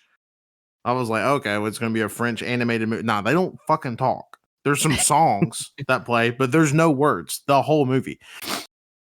And it just kind of mimics this love story, and then something keeps them apart, and they go through their literal and figurative seasons of life, and they end up finding new partners, and it's incredibly devastating. It made me cry because at the end of the day, I still think dog and robot belong with each other.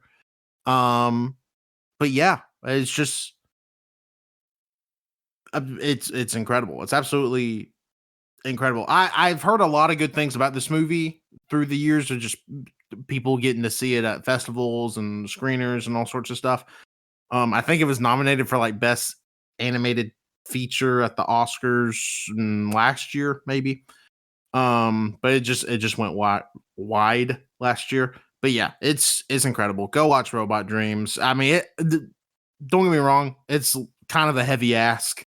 A completely silent movie, just in general, is kind of a big ask. And then it's a big ask if you suck. Well, I mean, it has to do a lot to keep somebody's attention. Like, I'm not gonna recommend you a silent movie and it suck, but yeah, it's absolutely incredible. Go watch it. One thing that's fucked up is if you go on Robot Dreams Letterbox, and if you look at similar films, the hit 2020 movie with Harrison Ford, The Call of the Wild, is one of the recommended movies. Interesting. Don't Why? understand that. It's because if you go through it, it's nothing but dogs. It's because dogs. That's just because there's dogs in it. Yeah, I think. And Up, just because there's a fucking dog in it. Yeah, I think it's because they're whatever they have to generate the stuff. Bolt. But the Wild Robot makes more sense. Yeah, I would say The Wild Robot. I would say Past Lives. Past Lives definitely should be in this bottom area. God. Yeah, Yeah. I said in my review, it's like if you took all the best parts of La La Land, Past Lives, and Wall-E, then combined them into this. Dude, it's great. The beach Just- scene stressed me out. Everything about this movie stressed me out. Every beach scene stressed me out. Yes, I agree. Yeah. September is is used incredibly here. I'll say that too. Yes. Yep, great. Completely recontextualizes that song for me. Do you remember? I remember.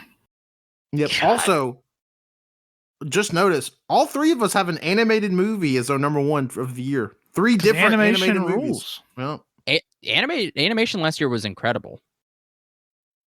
well, pretty cool.